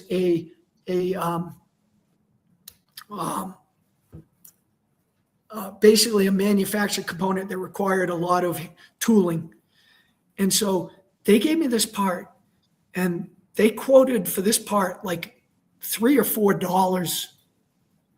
And it was a part I had to have made in the United States. The cheapest I could find anybody to make that part for me in the US was like $95, $95. So in the US, I had that component that was going to cost me $95, and in China it was $4. Now, we don't need to get into, that's just a huge discrepancy. Huge. Not even close. You're not even in the ballpark. If we're talking labor, overhead, materials, it's night and day. Their end price, you're saying, was like your baseline cost basis. Their end price. Well, I had what I did way do below that is, there were a couple other designs where because what I did consider, like I saw this in the early 2000s when China was storming in. I remember at my board of directors meeting, I had a discussion with them about this, and I said, guys, one of my concerns is if we continue to manufacture these products, we're going to be priced out of the marketplace. And because I remember I started going around visit clients, and like we had a warranty. We had a warranty that nobody touched. None of our competition touched it. And so customers loved our warranty because they know that the products never failed. Otherwise, you wouldn't have this warranty. So I remember going to this customer in Pittsburgh, and he said to me, he goes, Dave, we love you. We love your products. We love the company. You've always done everything that you said you're going to do. We've never had a problem with all the thousands of products we've used. But I got to be honest with you. I'm not worried about 10 years from now. I'm worried about keeping the doors open next year. He goes, so if I use your products, which cost this much, and I can buy a Chinese product at a fifth the price. And that's what happened to our country. Because now when you went into Walmart, Dan, and you were buying a toaster, you're like, wow, that toaster is only $4.99. Why am I going to buy the $50 toaster? So you didn't. You bought the $4.99 toaster. And I saw it too. I had to use, labels on our product that were durable. And these label printers back in the early 2000s, these thermal label printers were like $1,000 to $2,000 for a label printer. And then you had to buy the materials. Those label printers, like within a year, Dan, after China entered the US market, those printers were now, the Zebra printers, they were now being made for like $60. So they brought the price of these printers down from $1,000 to $60. All of my suppliers who were based in Indiana, Ohio, in the middle of, the manufacturing heart of America, all of them kept offices there. But then when you'd be like, what I noticed is all of a sudden, yeah, the prices stayed reasonable. But now when you ordered materials, it used to be, yeah, Dave, we'll have that to you in like 2-3 weeks. Can you wait that long? Yeah, no problem. So you learn to schedule, right? I know if I need a certain material, I know it's going to take 2 or 3 weeks. So don't wait till 2 or 3 weeks to order the stuff. Then I started noticing, yeah, it's going to be 8 to 10 weeks. I'd be like, are you guys going to China? And a lot of them would lie, but like with any vendors I had, I would always get to know my vendors very well. You always want a relationship. And so they would tell me, they'd be like, yeah, we're shifting our production to China. And it's not a very comfortable transition. And then what would happen is you used to have a wide product range. And then what they started doing is they'll be like, okay, we can supply you option A, B, or C within 3 weeks. That's what they'd stock. But Dave, if you were using a special, unless you were willing to commit to like bringing in $20,000 worth of product and having them hold it for you, then you were going to have to wait on a 12-week lead time from China or wherever they were getting it from, Taiwan or Korea. And so I'm not saying, I mean, over history, this is what happens, man. Industries come, industries go, people transition from jobs to jobs. But our country really didn't think this one out well when they started allowing things to happen the way they do. I mean, especially now when you're starting to get into critical materials, like a lot of the materials our military uses, we're getting those from China. We don't even make transformers and stuff anymore. Dan, will you stop talking about that, please? Stop talking Okay, about I'm the one who told you about that, and I don't want you to keep talking about it because that's part of the book. Oh, sorry. Yeah. Just a lot of basic communications equipment and stuff we don't. I mean, just all kinds of stuff we don't. Well, what do we make? I saw a guy talking about What do we today. make? I mean, He said that the trucking business is he's seeing a shift where trucking isn't going from the port cities to the rest of the country now. He said that now it's coming from the center of the country out to the ports. What does that tell you? that's weird. Well, no, it isn't weird. What's in the center of the country? There's nothing in the center of the country. There's no factories or anything. Warehouses, right? No. Our natural resources are in the center of the country. Our oil, our gas, our farmland. True. Okay. So what that means is we're becoming a third world country. One of the definitions of a third world country is a third world country only has its natural resources that anybody wants. Like, terms of a banana republic. Everybody's heard banana republic? Yeah, because they had bananas and some dictator. I think Trump would be a pretty good dictator down in like Panama, don't you? I think he'd do well there. We seem to be slowly edging in that direction. I mean, he's already talking about another term, isn't he? He's been talking about a third term for 20 years or since his first term. And listen, I voted for Trump twice. I didn't vote the election in Biden. And I only voted this time because, shame on me, I trusted that he actually cared about the United States. I believed that, and I was wrong. So did I. I was wrong. He does not care about the United States. He only cares about Donald Trump.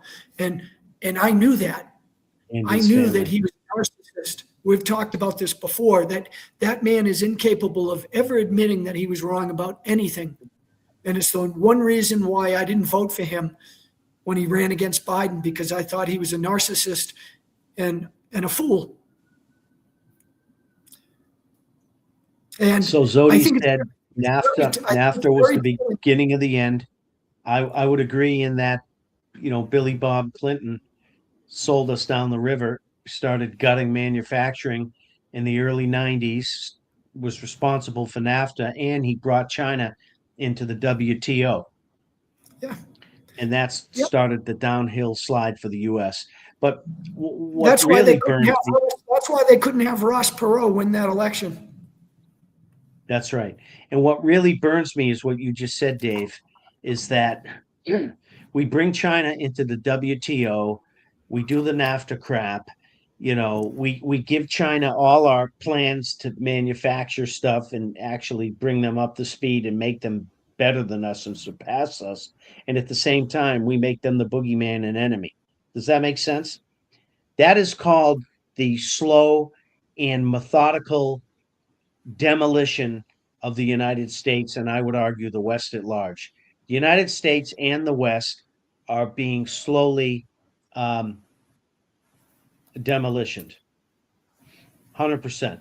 I believe the powers that be made the decision at some point, I don't know when, let's say years ago, who knows when, your guess is as good as mine, that the power, the balance of power, if you will, is going to shift from the West and it's going to go to the East. And that's what we're seeing. Well, We're seeing it in ask real you. time. Well, We're seeing it in real you live full time in the U.S. So my opinion might not be accurate anymore. But I can tell you that I lived from 1999 on. I lived in a city called Manchester, New Hampshire, and it's a poor city. It's not a very pretty city. It's a working class city. 80% of the city would have to be razed and rebuilt to get it to really be anything useful or worthwhile. Well, it saw its glory days like this country did, basically in the late 40s through the maybe 60s. No, it saw its heyday in the 1800s when the mills were in the town. When they used the river, they used the Merrimack River to float all this stuff down from New England down to Boston. Agreed, but the textile industry that was all through there was probably still pretty strong up until World War II, no? No. Turn of the century. Yeah. Okay. Probably right around, just coincidence, right around when the Fed came in. Around 1913. How about that? Yeah, just always come back to that number. But the thing that Manchester always was, and a lot of the United States, like New Hampshire has some gorgeous scenery, but it has some of the ugliest towns and cities. It's like the United States, and correct me, you tell me if you agree or not. The United States has become the whole culture is ghetto now. Everything's ghetto. There's no class. There's no culture. It's ghetto. There's no culture. What is the culture? It doesn't matter. Culture. Ghetto started out as. Yeah. And even the food and stuff. We're made fun of around the world. Our culture to the average person outside the U.S. looking in is like pizza and hamburgers. And we can barely speak English. Heaven forbid if you speak 2 or 3 languages, like a lot of immigrants do, by the way, fluently. Yeah, anybody who travels outside of the United States will immediately be struck by, if you go to Canada, you still see fatties up there. Like Canadians and people in the United States, they're in the same category where the obesity levels are off the charts. Yeah, because they're eating crap. But the rest of the world, to your point, Dave, and you've traveled way more than me, they're more normal looking, right? They're not, you don't see people, but the degree of fatness is like this might be the degree of fatness in like Italy, right? And then in the United States, it's like here. It's 100%. Like night and day. Yeah, you see barges on 2 feet walking around here. You don't see that in Europe. Well, I'll never forget. I was living in Kentucky as a child, and I remember there was an incident, and I was like an infant. I was not an infant, but I was at 5 years old or something. But I remember this. I remember it was right around the time Mama Cass Elliott died. We were living in, so whenever that was, I think it was the early 70s.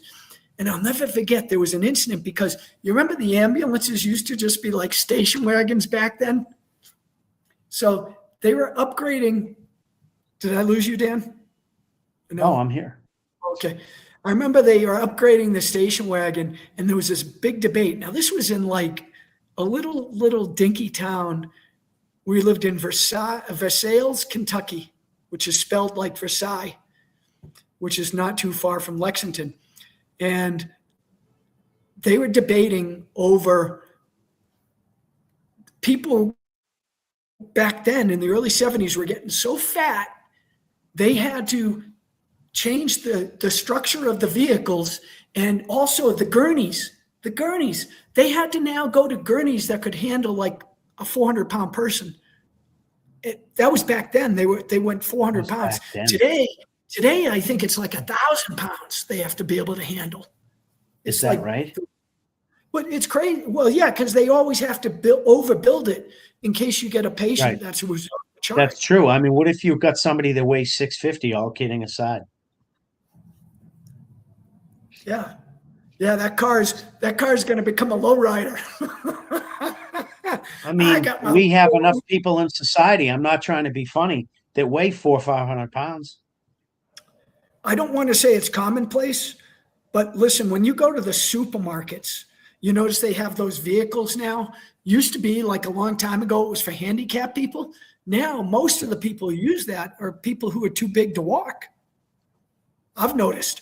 Like when I'm in the States and I go into supermarkets, I see a lot of fat people using those vehicles because they're just too big to walk around. They can't walk around the market. They get winded. Yeah. Or God bless them. But I mean, folks, try putting like 2 or 3 bags of fertilizer on your back and walking around. You'll get tired pretty quick, very quickly. Those bags are like 40, 50 pounds each. And these people are carrying that weight all day long. That's crazy. So it's that's where we're at. The bottom line, I apologize because we were going to talk, and we'll still talk briefly, but at some point, shouldn't we just, like I did a revamp of a video that we did together where, like, I forget the name of the title of the short. It's like we can't air our dirty laundry. Why can't we talk about the things that just aren't working in this country? And it means people's feelings are going to get hurt. If you're fat, if you're come from a broken home, if you're whatever. I mean, the reality is if we're trying to fix problems, it's not about making judgments. But Dan, if you had a giant freaking mole on your forehead, and I'm like, Dan, we should really get that mole taken care of. And you're like, don't hurt my feelings. I mean, grow up, right? And that's what we should do as a country is we need to grow up. And now what we've done is we've turned into like, we've got, Tucker Carlson and Laura Loomer and these people attacking these people. They're un-American. They're Israel first. They're America first. I mean, this is exhausting stuff. How does it help the country, folks? It's very easy. It comes down to priorities. If the priority should be on the citizens in this country, number one, and until that requirement's met, it's like, Dan, when you have $1,000 and your budget's $2,000, that means you've got to choose and pick where you spend your money. And that's where we are now in the United States. We have to pick and choose what we're going to put our time and effort into, or we're going to lose everything. No argument. What? No argument. I just don't see it happening. I don't think our politicians have the will for it. No, it's because apparently we don't have the will. Nobody, because if you were, Dan, let's say something happened to you and you turned into that 650-pound guy. Look at how much work do you think it would take to get back into who you are right now? I can't even imagine. I don't know. I can't imagine. Well, I don't know. it wouldn't happen in a week. It might not even be possible at all. Might not be possible at all. You're talking probably a couple of years anyway, 2, 3 years, 4 years. And that's with drastic, painful action. That's not Right. just sitting around thinking about it. That's actually making an action plan and following an action plan. Do we even have that in this country? No, Do we have any roadmap that's going to get no, us to where we need to be? no, no, we don't. It's clearly evident. I mean, even the way Trump invaded Iran, even how we were in Iraq and Afghanistan for 20 years, it was blatantly evident. Nobody asked basic questions like, what's the basic project plan here, guys? What's the start date? What's the at least the rough end date? Granted, that can move a little bit. I get it. And I want to know the milestones in between, right? I need to know the phases. I need to know the activities, what's going on here. But before all that, I need to know at a mission level, what's our objective? Why are we doing this? What's the underlying objective, number one? Then from there, you determine which feeds into your strategy. And then that feeds into your actual execution, right? With milestones, activities, and ultimately tasks, right? That are measurable and discernible over time. We don't do that. Not from what I see. How come you and me realize this, Dave? But the genius military leaders don't seem to realize this, as well as the so-called governmental leaders that initiate this crap. That would be my pushback as a military commander. Oh, really? What's our objective? Why are we going in? What are we trying to accomplish here? And then, oh, by the way, I want timelines. I want at least rough timelines with milestones. Didn't Eisenhower have that during World War II? He walked around with a friggin' notepad all the time. Well, Of course he did. But that was a war. We don't do any of that. We don't do any planning whatsoever. None. We just willy-nilly jump around and do stuff and just throw money and fly C-130s around with bubble wrapped billions in there. Well, Zodi just wrote, it's not easy to figure out who's lying. See, I disagree. I think it's actually quite simple to figure out who's lying, because we bring these Bible references not because it's a Bible reference, but because it's true. By their fruits, you'll know them. By their actions, you'll know them. Ignore what all these people are saying.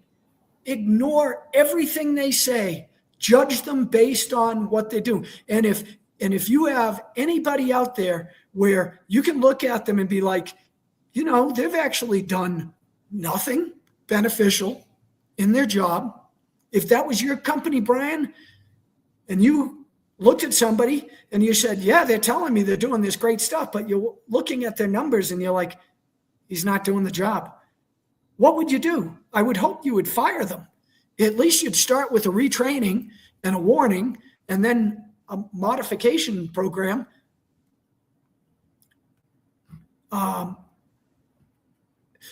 See, it's very simple. I don't give a shit about Tucker if he's a good guy or more like his daddy. The bottom line is what is if Tucker was in, he wrote, so Tucker's a good guy or more like his daddy. Who cares?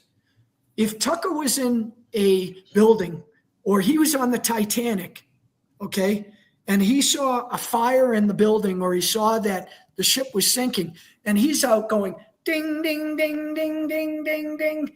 The warning, there's an immediate emergency. Would you get upset at Tucker because he's telling you there's an emergency? I think we're killing the proverbial messenger, right? Dan, what does this passage mean to you? Matthew 7, verse 6. Do not give dogs what is sacred. do not throw your pearls to pigs. If you do, they may trample them under their feet and turn and tear you into pieces. Yeah, I mean, what it says to me in layman terms is don't waste your time with certain people that don't appreciate you and don't appreciate your pearls of wisdom and don't appreciate the fact that you're trying to help them or make them better. Um, an ancillary to that would be Christ himself. Um, he lived about 32 years, 33 years. His first, But Christ was not judgmental, Dan. no, not at all. But Christ was rejected by his own people in his own town and his own family for the most part. I mean, if they're going to reject him, what are they going to do to you and me? Most people. You only spend your time where you get the bang for the buck, so to speak. Most people are not going to listen to you. They're not going to appreciate it, including your own family. That's what I have found in 6 decades. What are we a country of people now who are so stupid or ignorant that we can't even determine the answer to that question? Who to help, who not to help? Are we just simply going to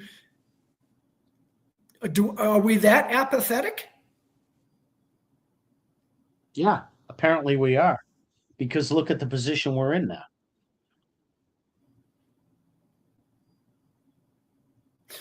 So the reason I use the example of the 600, the bottom line is this is why, you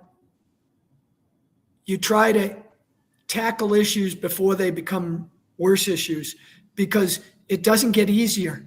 Like as Dan ages, it's not going to get as I age.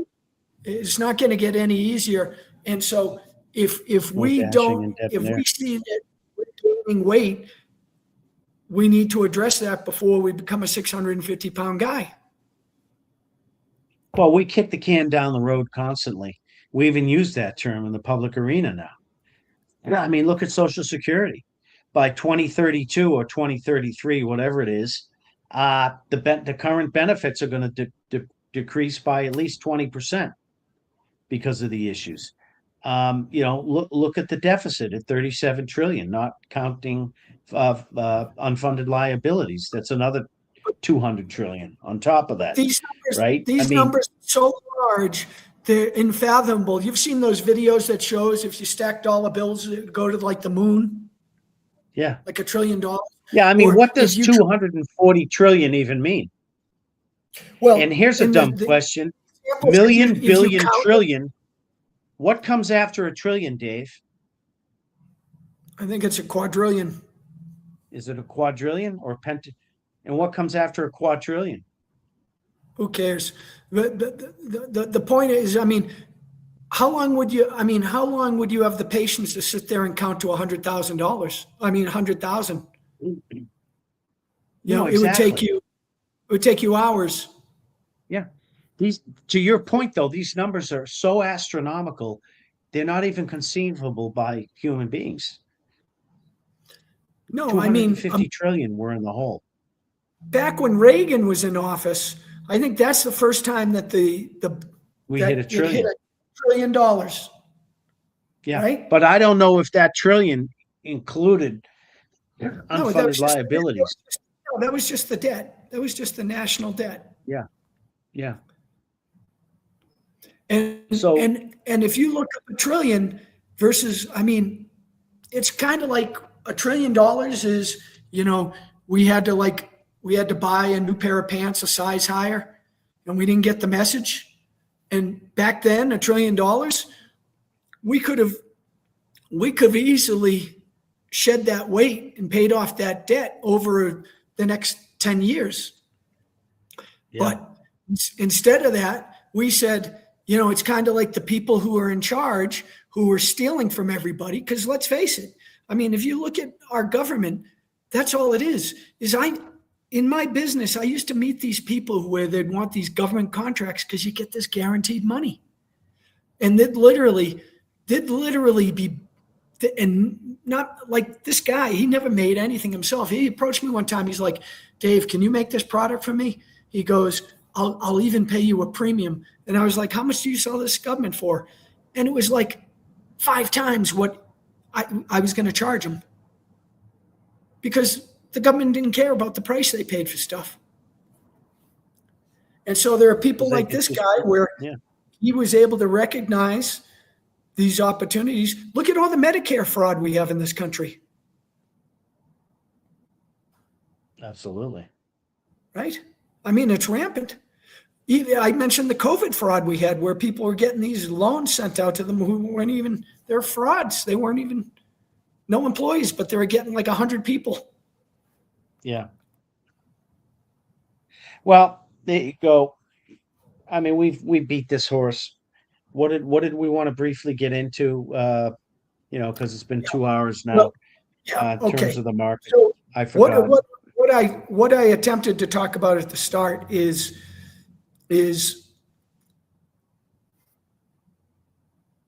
we need money to survive in our society. Nobody's going to give us, at least most of us, I don't know. I've heard that 50% of the people in the United States have some sort of government assistance from local, state, or federal government. They're getting some sort of assistance in some way. Whether that's true or not, I don't know, but I've read that online.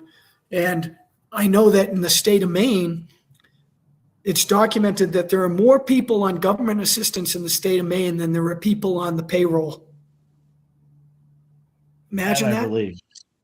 Yeah, state of Maine is one of the poorest states in the union. It's like the bottom 5. Well, in New England. Now you get down to Not Mississippi. just New England, the whole country. Well, they're the poorest in New England. Yeah. Easily. Well, they're in the you bottom want 10. really poor, you got to go to like Mississippi, Alabama, Louisiana, that Maine is and Maine West is, Virginia. Maine's those- right there, bro.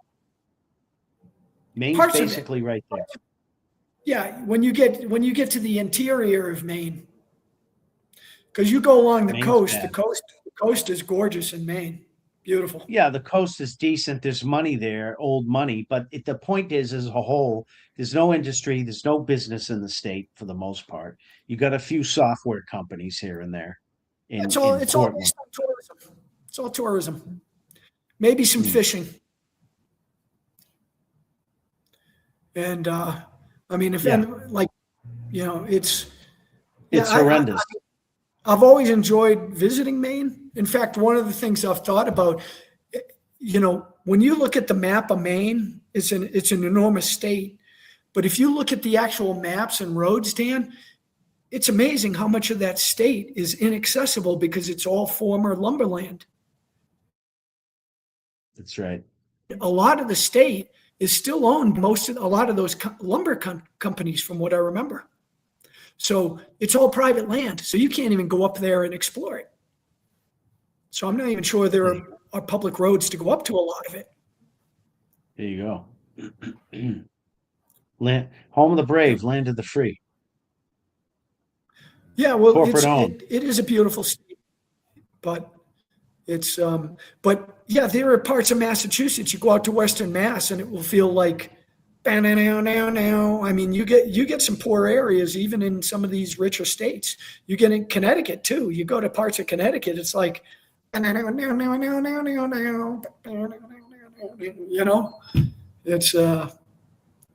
Country. you're a couple hours. Pennsylvania. You're a couple hours Same from thing. New The Adirondacks. Go into the Adirondacks. It's all deliverance country. Oh yeah, yeah. Well, that's Deer Hunter, dude. That's the movie Deer Hunter was based on it. Yeah, I mean, where New Jersey, New York, and Pennsylvania meet, you go up to the Poconos, and that's all developed in vacation, but it's there are rural areas in this country, but my point is so Dan and I were going to talk about some strategies for trading, but I don't know. I talk to a lot of people because I'm on a trading group, and a lot of these guys are gamblers, man. They're gamblers. Nobody has a real strategy. They're like 1,000 on black. It's like, really? I mean, I don't know. That's. I mean, I think that's probably why most traders lose money, and it gives it a Absolutely. bad reputation. Whereas, I mean, there are things that you can't control in the markets, especially when, Trump comes out and tweets a certain way so his buddies can go in there and short something or go long on something. And you notice Trump is being called taco because he waffles. And he does that because I think Trump only says some of this stuff so that he can manipulate markets. It's the only explanation, is that he wants to manipulate markets so that they can basically, because they already have this documented. They have people going in before Trump announces something. Somebody goes in, they put $1 billion on a trade that you would never bet $1 billion or even $100 on a trade, because it'd be like putting your money into a furnace. You're going to lose your money, but you're not going to lose your money because Trump's coming out in an hour to say he's doing this, and it's going to spike something. That's illegal in our country. That's illegal. But just like we had Pam Bondi, who didn't do her job, okay, on that, the SEC hasn't done its job nailing these criminals. I mean, go back to Enron, for crying out loud. Yeah. And I mean, I've been warning about this for a decade. When you have criminals gaming the system, it impacts your entire society. It impacts your entire society. But the reason that I trade the options, okay, is once in a while I'll speculate, but there are ways that you can trade options where, most of my money is in cash, and it's earning 3.5%, 4% using monthly government treasuries or whatever money markets are in those Schwab and Fidelity. But what you can do is you can sell cash secured options where I'm making a trade that the price of whatever stock doesn't fall below a certain price, or it doesn't go above a certain price. And you can do that a couple different ways. You can do it hedged, you can do it naked. And when you sell a contract, you get paid a premium. And if you take an out of the money bet that's 80, 90% odds are going to expire worthless, and you keep the money. Again, there's nothing guaranteed in life, but you do something 1,000 times, you do something 100 times, and you've got, say, 1 out of 10 are losers. I don't know. You can run the numbers, but when you're starting off in a trading and you say that your chances of winning are 80, 90% or 100% in some cases, I don't know. With nothing in life is guaranteed, but that's a pretty good guarantee. Yeah, I mean, selling contracts versus buying them, buying a call, you've got a win rate of about 20%, versus selling a call, it's up around 80%. It's the opposite, roughly speaking. And if you want to increase your odds of winning a trade, it means you have to pay more money for the trade. And so the risk of that is, let's say you up your odds, so you have to pay 50% more to increase your chances of winning by 50%. Well, that means that if you if you increase your chances to 50%, then you lose that entire amount unless you cut it. I don't trade that. I try not to trade that way. And I try to take a percentage of the flesh, because I had AI walk through the strategy to give me some comments for this video, and it started telling me all the risk with the strategies. Yes, there's risk with every strategy, but the bottom line is if you can up your return on investment from 3 to 4% up to 10 to 15%, I mean, I know people who aren't even impressed with 10 or 15% now. People are expecting 10 or 15% in like a day. Or on a trade. Yeah. Yeah, on a trade. So they take these wild bets. They're like, yeah, man, all my egg is in Dogecoin, man. It's all in Bitcoin or it's all in Tesla or what's the big one now that they're talking about? There's a bunch of them. NVIDIA, Palantir. Well, they had Palantir run up. AI stocks. Yeah. Yeah. The AI stocks. Yeah. Rigetti. Remember Rigetti? Go to the moon, baby. Yeah.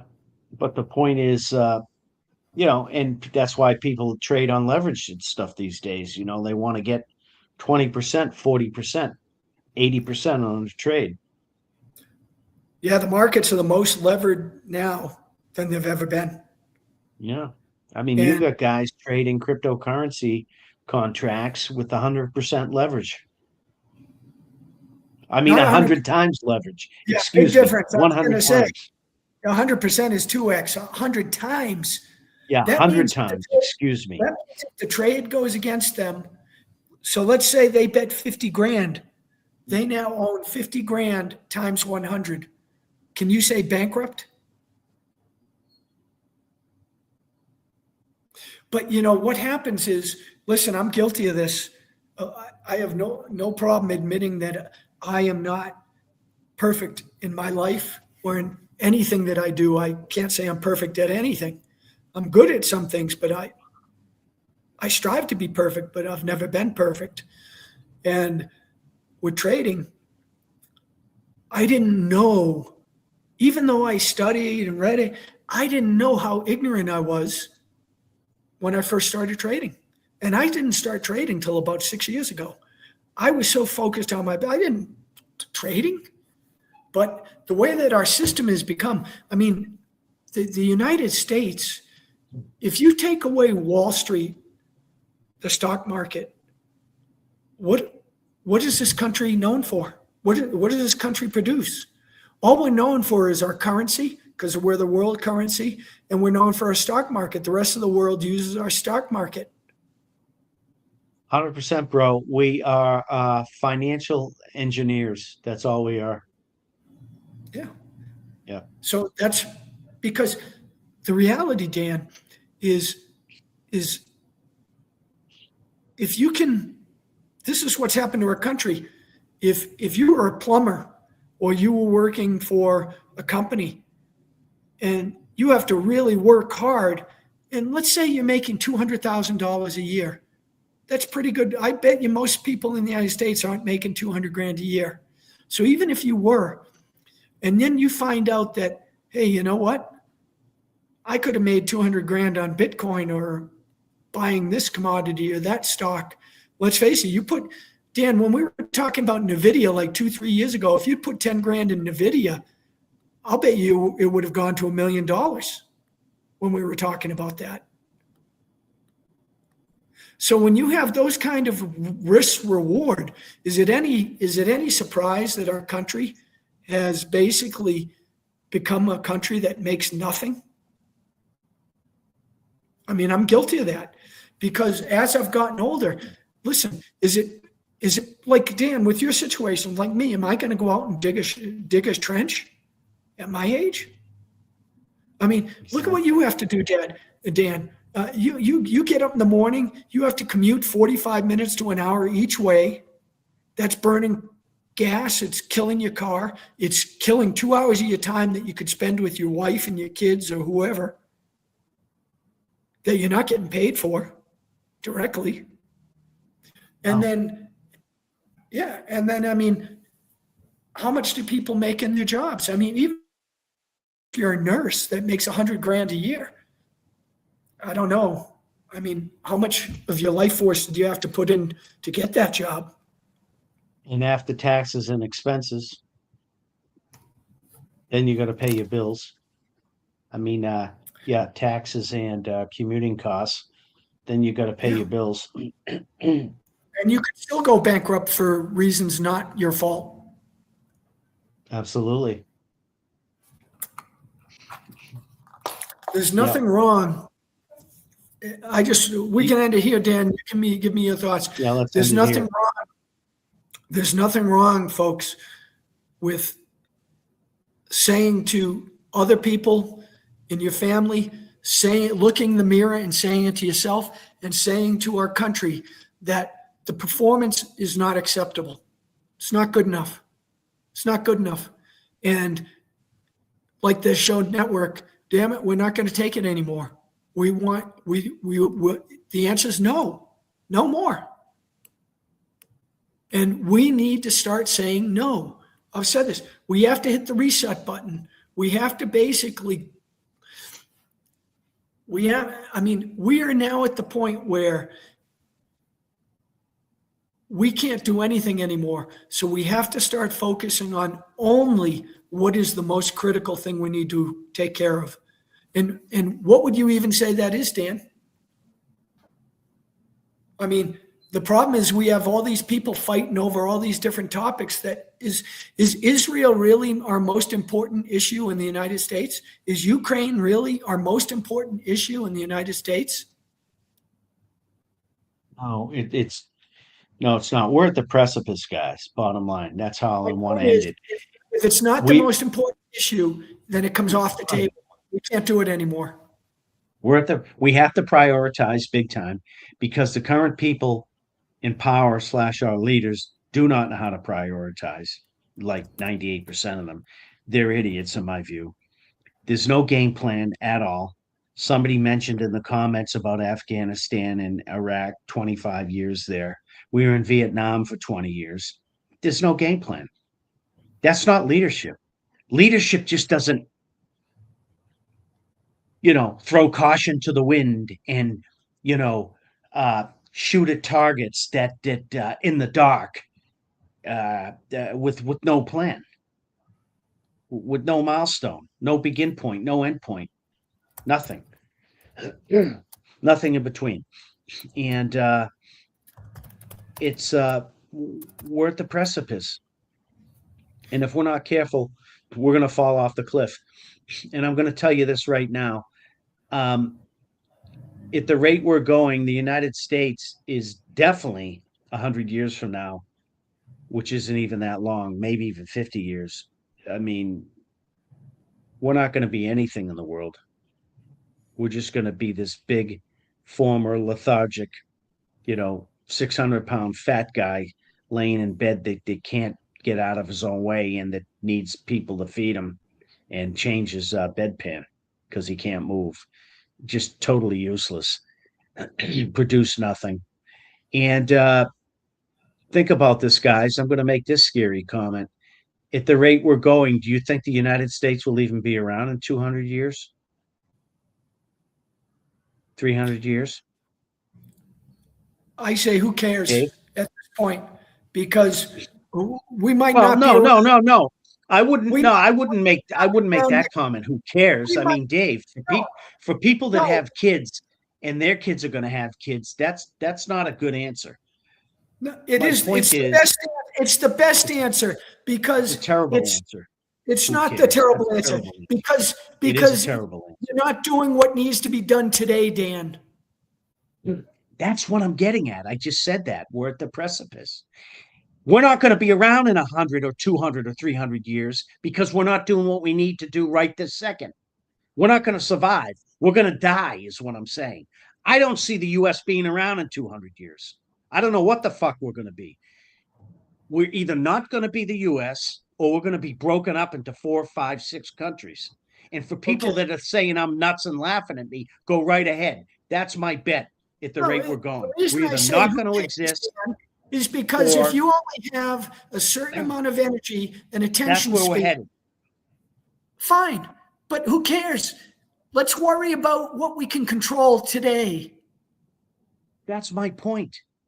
That's my Then point. that's what you should say. You shouldn't If go with that the doesn't if that doesn't get us off our ass right now, nothing will, because our kids, their kids, their kids, their kids are going to have most nothing to look forward most to.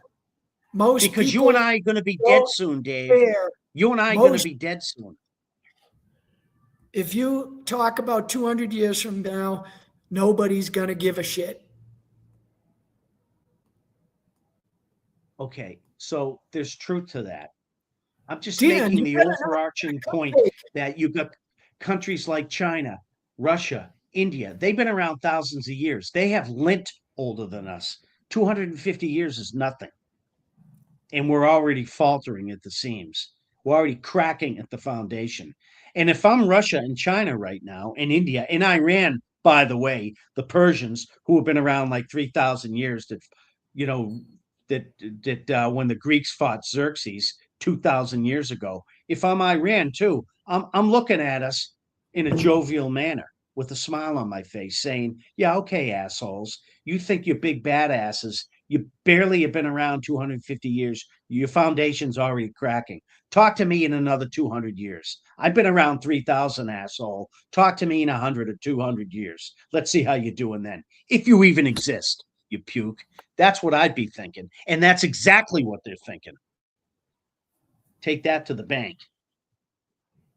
That's exactly what they're thinking. Italy, my background, they've been around, for thousands of years. The Roman Empire, 600 years. I mean, this country's barely been around 200 years, and we have the audacity and the arrogance to think that we're impregnable. Well, you do know that the United States government, federal government, is one of the oldest nation governments in the world right now. Continuous. Okay. Yeah. Oh, is it?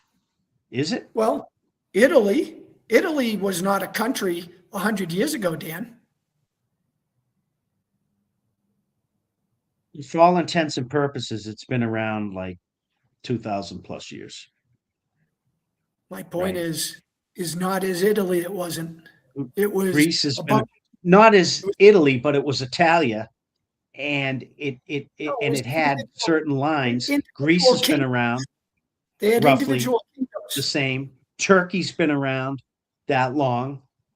The point I'm making without splitting those hairs is there's been plenty of nations on the planet, particularly powerful ones right now, that are way, way beyond us and that have seen everything under the sun, including empires come and go. The reality is if the financial institutions, they have been allowed to hollow out our infrastructure and our corporations so that they can basically put money in their own pockets. This is how Exactly. this is how Bain Capital, who's that idiot who was the Mitt Romney? That's Yeah. how he made all his money. He would buy these companies, he would hollow them out, and he would take all the money and leave them as a shell. And that's what they've done to the United States. That's why the roads are garbage, the infrastructure is garbage, our airports are garbage, everything's garbage because they're pilfering the place. 100%. And I agree with everything Tommy Boy's saying. Iran's 5,000, 6,000 years. China's past us. I agree. The Roman Empire was not specifically Italy, but it was within, the confines of what we know to an extent of what we know to be modern day Italy. But yeah, that's true too. There's a lot about the Roman Empire that would blow your mind, that there's so much misinformation. But if we're talking about China, listen, we can criticize China about a lot of things, just like we can criticize any government. But We're not criticizing China whatsoever. Anybody who goes to China, I guarantee you will be humbled. I respect the Chinese culture a lot. They've been around a long time. They're hardworking. They're industrious, etc. And they got great technology now. You go there and you're like, I mean, there's a lot about China that is crap still. But the bottom line is, if you go to a city, they're major cities. Humble. I'll never forget. I came back from China. I came back from China one time and I flew into Chicago, and because I got like half the price on the air ticket, I made the following connection in Chicago. I flew from China to O'Hare, and then I had to get to Midway to fly to New Hampshire because flying to New Hampshire is not fun. So I took the train, the subway, from O'Hare into the center of the city, Jackson Square or whatever it's called. And then from there, I took another train out to Midway.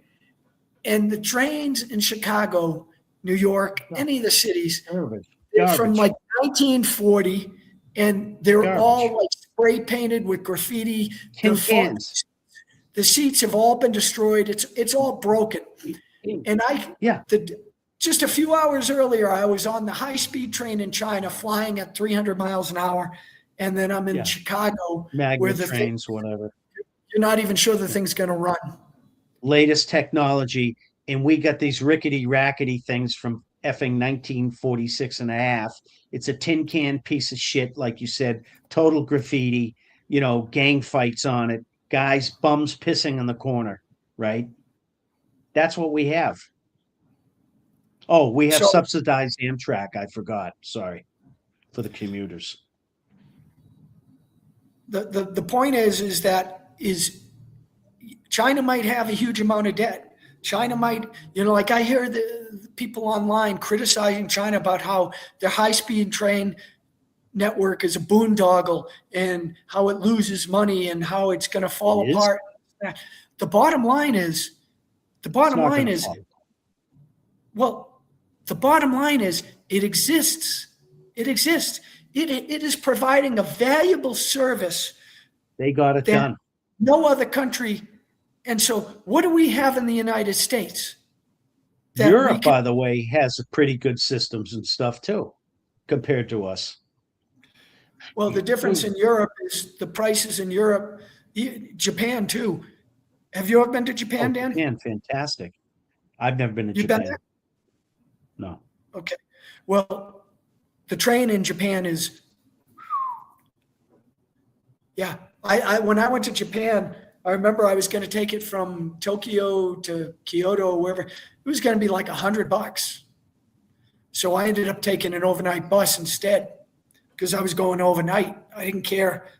There was no scenery when you're traveling at night. In China, I mean, the prices are higher, but, it's like a fraction of the price.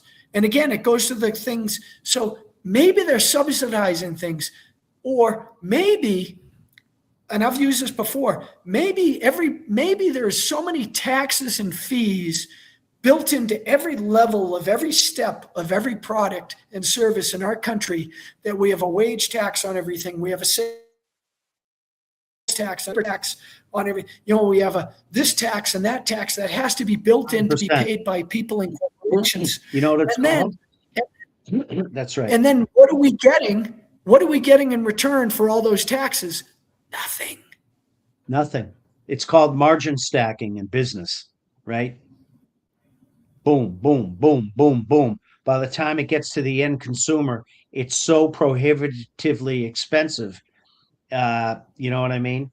And then the cost to provide the service with the antiquated service and product, you know what I mean? You're paying a high ass price, like you said, Dave, and you're getting the Chicago subway system. That's what you're getting. With some guy, pissing on your foot. It's called lose-lose. You're paying the taxes and you're getting nothing for it. But your 100%. Politicians are saying, Dan, we really want to give you the health care that would have found that mole on your forehead, but we just can't afford it. Let's send the money to Israel. Yeah. And we're stupid enough to buy it. Instead of pulling out the guillotines, right. Yeah. Cyrano de Bergerac.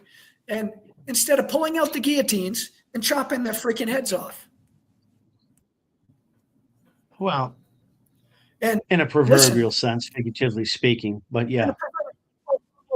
But the reality is, listen, people will commit crimes if there's a certain percentage of people will gladly commit a crime if they think that there's no risk or the reward is so great.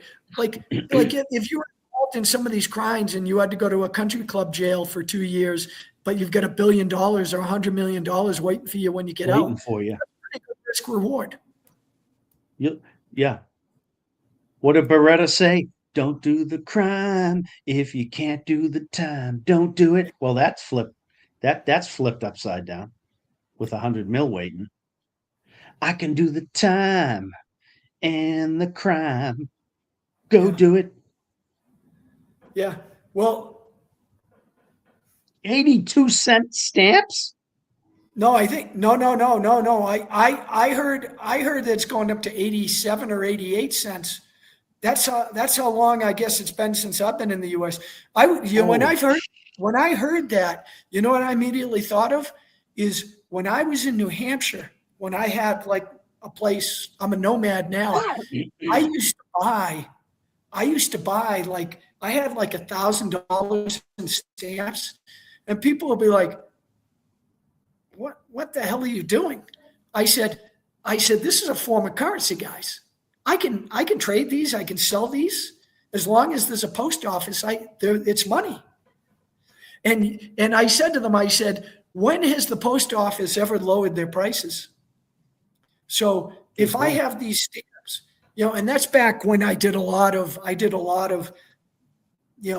long time ago, before the days of email, you were sending out a lot of. You were mailing a lot of bikini briefs back then. I remember that.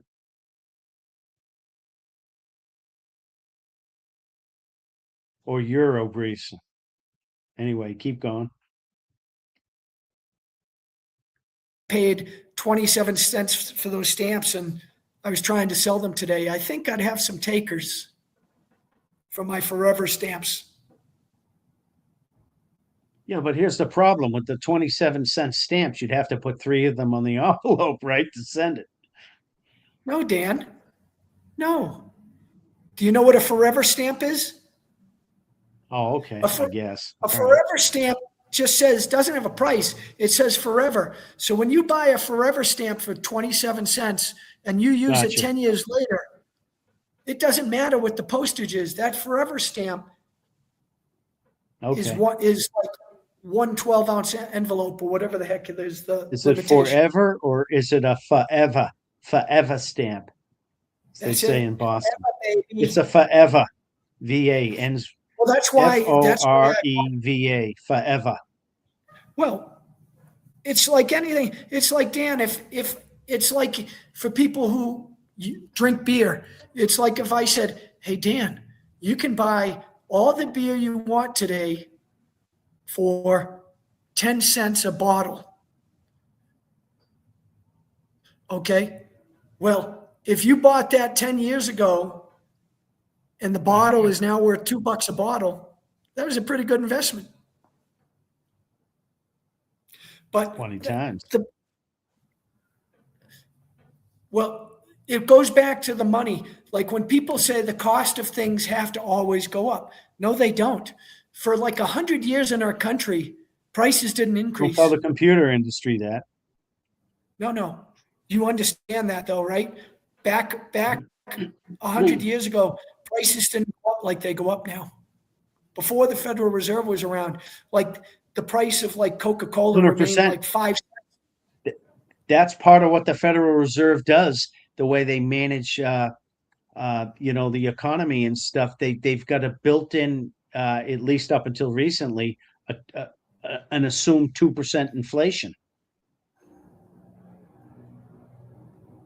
Right? Or more now. More incorrect numbers. That's how we started off the program with the cost of living. In China. Oh, yeah. No. I'm just quoting what they tell us. Inflation runs at 2 to 3%.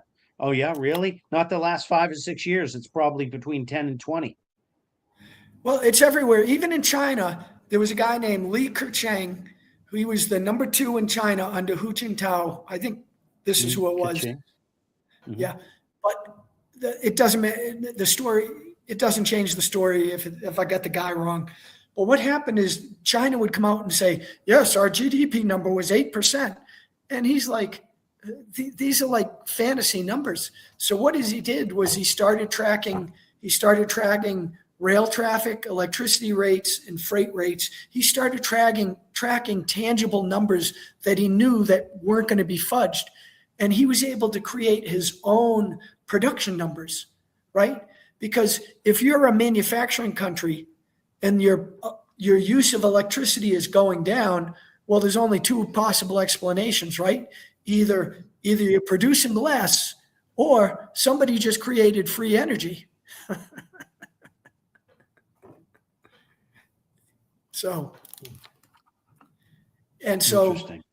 So with our government numbers, when they tell you, don't worry, inflation doesn't exist, keep your money earning 1%. Like, I think one of the biggest crimes in our country economically, I've told you this before, is when we allowed our government go to 0% savings rate. That should have been a crime. Should have been a crime. Talk about penalizing the savers, right? Or fixed income. Mm. Yeah. That's when grandma could no longer pay her property taxes. Hey, get rid of her. Larry Fink and BlackRock need it. Yep. Yep. I'm sure, Don't they're forget behind Jamie everything. Dimon. Well, you know this because you use, when we used to evaluate stocks, you were always looking at that as one of the parameters for investing in a company. Is The top 10 your attitude investors. was, if BlackRock owns it, then it's probably a good investment. Just common sense. I mean, if they're buying into it, they know something that most people don't, and they've got hundreds, who knows, maybe thousands of analysts, minds, on that, right? Or dozens. Yeah. Right. Well, they wouldn't lose money. I'm not sure if we wouldn't, but they definitely won't lose money. No. And that's when you know the system's rigged. When those companies never lose money, never have losing trades. I mean, It happens all the time. The Merrill Lynch traders again, Jamie Dimon's crew there and all those guys and Merrill Lynch and trading desks, they go a whole quarter all the time. Not one guy had a losing trade. Really? The whole friggin' quarter, not one guy lost a trade? not How's that publicly. work? Yeah, you only find out about them is when it becomes like a Lehman moment where Yeah. where the trades become so outrageously bad they're gonna fall apart. And then what normally happens then, Dan? Well, they get bailed out, right? We have to save them. It's Yeah. Our economy will collapse if we let JP Morgan collapse. Larry Fink's trading desk made a boo-boo. I think we have to take the chance and let them fail. Dave and Dan need to bail him out. Work harder. You remember Jaws, the movie Jaws? And the guy was on the dock and he pointed to the shark hanging. Remember the shark hanging by its tail fin? Remember in Jaws? From Jaws, what about it? Original Jaws. I don't know. It just popped into my head. And the guy goes, "Is that a tiger shark?" No, I don't remember that. No. Well, it's like Larry Fink, is that a losing trade? Well, you can see it on Twitter very frequently now. And I'm sure I've sent these to you, and I'm sure I think even regular people might have heard about this, where you are now seeing refinance deals and sales of commercial buildings where it will say, yeah, this was financed for $600 million 5 years ago, and it just sold for $30 million. And you're like, it was $600 million 5 years ago, and now it just sold for, and who got hurt? Who got hurt? I believe that's called pennies on the dollar. And John But it's not just Q. it's not Public just one building. got hurt. It's not just one building. I mean, it's it's getting to the point where it's very frequent now where you're seeing this. Yeah, I'm seeing at least one a week where they're like, yeah, this one's in Denver, this one's in LA, even LA, So, New York. so let's end it on this, just because You- it's really you're not late gonna- right now and I'm falling asleep.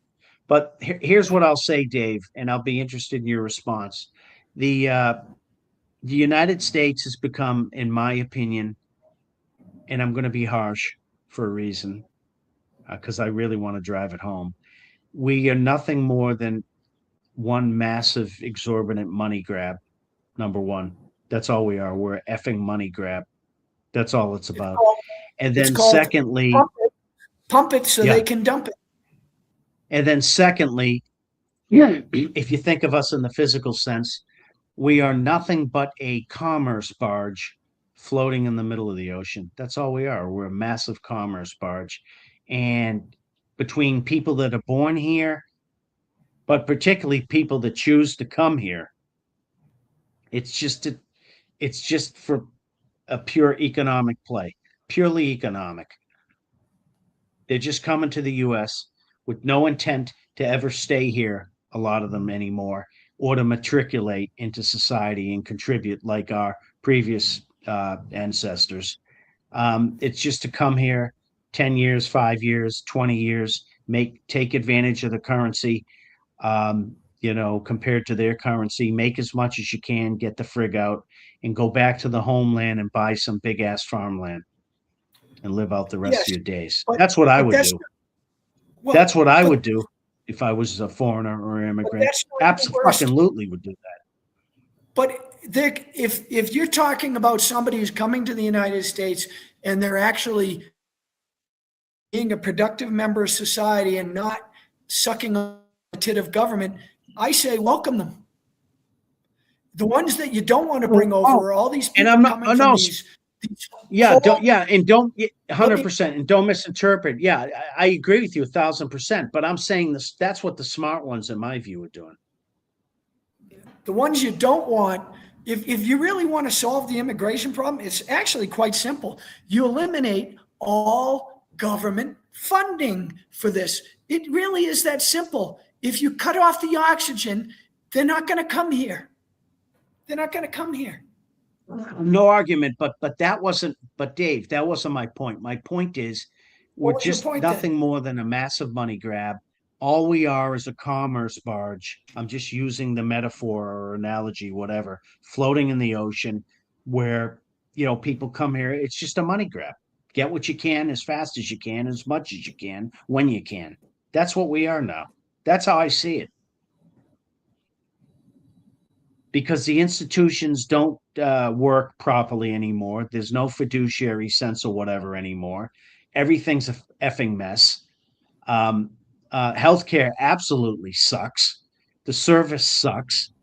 Uh, um, and nobody cares. You got nurses going into the profession because they can make 80,000 a year. That's their thought, instead of helping Do you think the people. people who live in Hingham, Mass, do you think the people who live in Hingham, Mass, or Lexington, Mass, or in Westport, Connecticut, or in Santa Barbara, California, would agree with you? They're probably very happy with their towns. They think that their schools are great.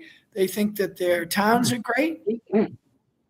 You're spot on. No, they would diametrically oppose me. What are you talking about, Dan? Everything's great. This is America. Yeah. And my retort to them would be, okay, asshole, you're the gross minority, like the 1 or 2%. That's who you are. Go talk to 97.6% of America.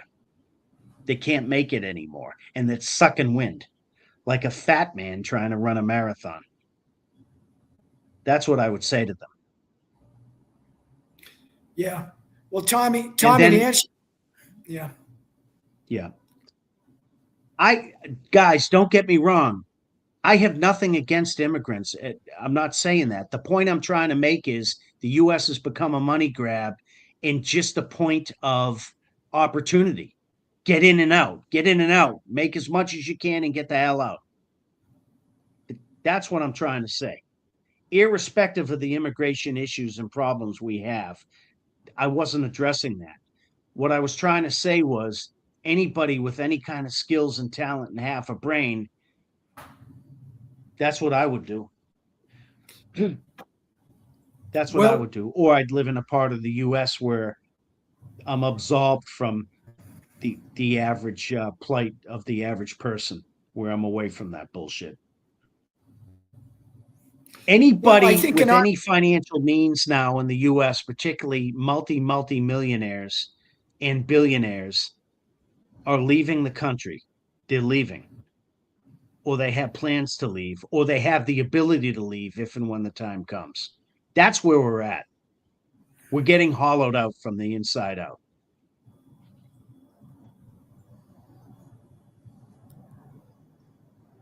Go ahead, even Dave. even Sorry. even stiffs like me. 100%. Well, Dave, but you deserve a lot of credit. You were way ahead of the curve compared to the average bear. Way ahead of the curve. So I applaud you. Listen, I know we have a nothing channel, but I think you and I have truly attempted to make a clearing call to wake people up as best we can. We've tried to point out the absurdities and inconsistency in our country, and we have done it across political spectrum because they're all criminals in my eyes. I Oh, mean, yeah, no argument. Yeah. when's the last time you met a normal person who said, "Yeah, I want to be a politician"? Not many normal people want to do that. Yeah, the ones that these days, especially that want to be ones, they're like psychopaths, narcissists, overly controlling, mental cases that want to, press their thumb down on everybody. It's a stepping stone to their objective goal, whatever that is. Yeah. Those are the people that, yeah, who grows up saying, I want to be a politician. Well, maybe these days, I don't know. Who knows? But that's where we're at. United States is one big money grab, like I said for the third Valerie, time, and it's just a commerce barge floating in the middle of the ocean, and that's it. Even Bibi, the Israeli, Dave, you sent me that thing. You should find it again so we can post it on our one of our videos.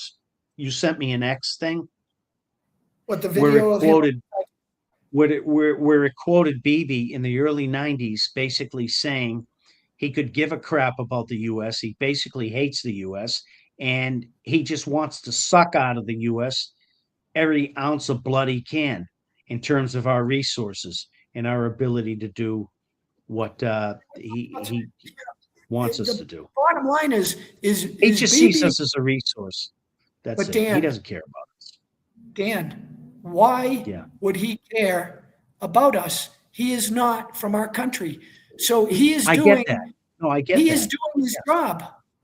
He It's is. our He it's is. our leaders, it's our leaders who are not doing their job. And that's where I was going with it. So shame on us.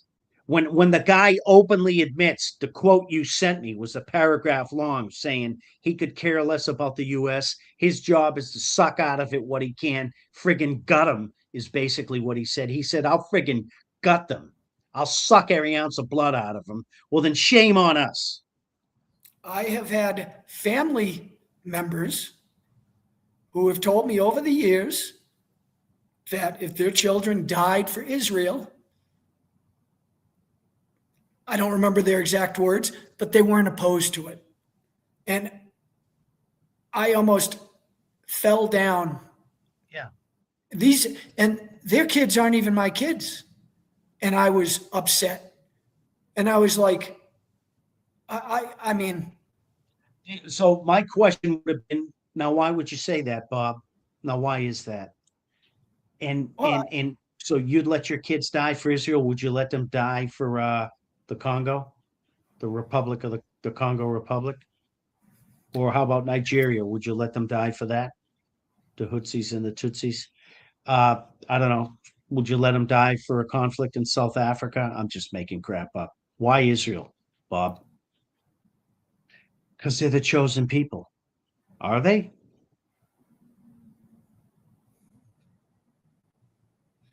It Is doesn't, is the original Israeli tribe still there? The it ones that doesn't were in matter. Exodus that complained when Comes down God to, helped them with manna? comes down to Are those the George same Washington, ones? comes down to George Washington, our Constitution. No entangling alliances. Bibi did it right. Bibi's like, you know what? We need a biatch. Let's use the U.S. They're suckers. 100%. No argument, dude. No argument. It just pisses me off how we take it up the wazoo with them constantly, and we allow it.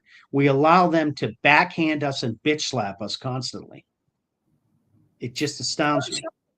It's very simple, Dan. I mean, if somebody comes to you, even if somebody is a family member who you love, one of your kids, and they said, "Dad, I need $100,000," and you're like, "I don't have it," but Dad, go into debt or sell your car or sell your house and get me the money.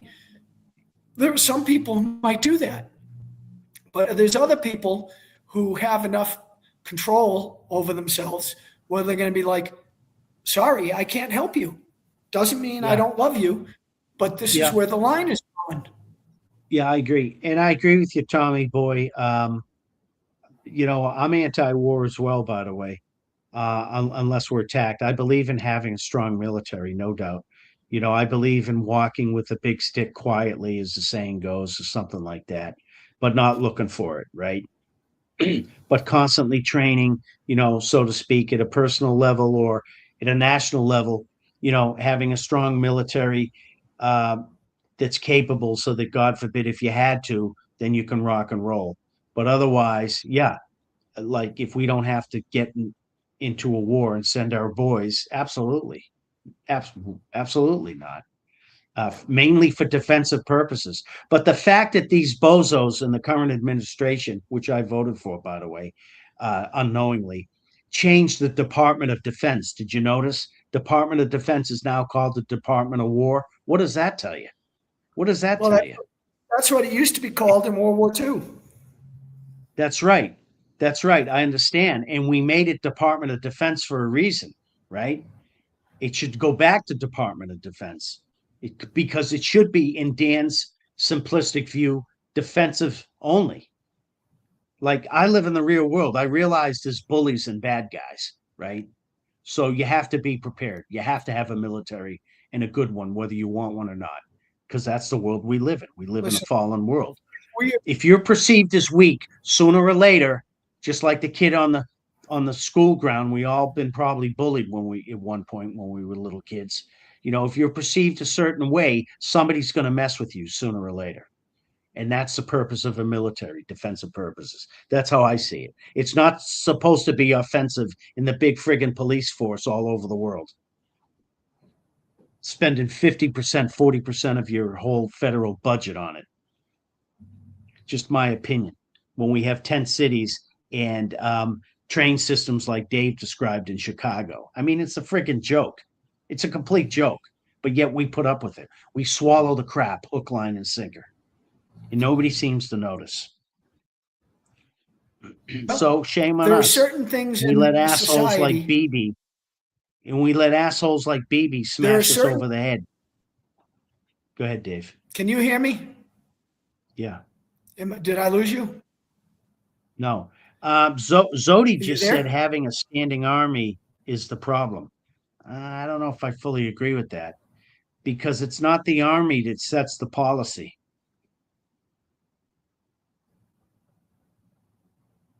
So Well, I'm there are not saying you're certain wrong, things in society. Zodi, but yeah.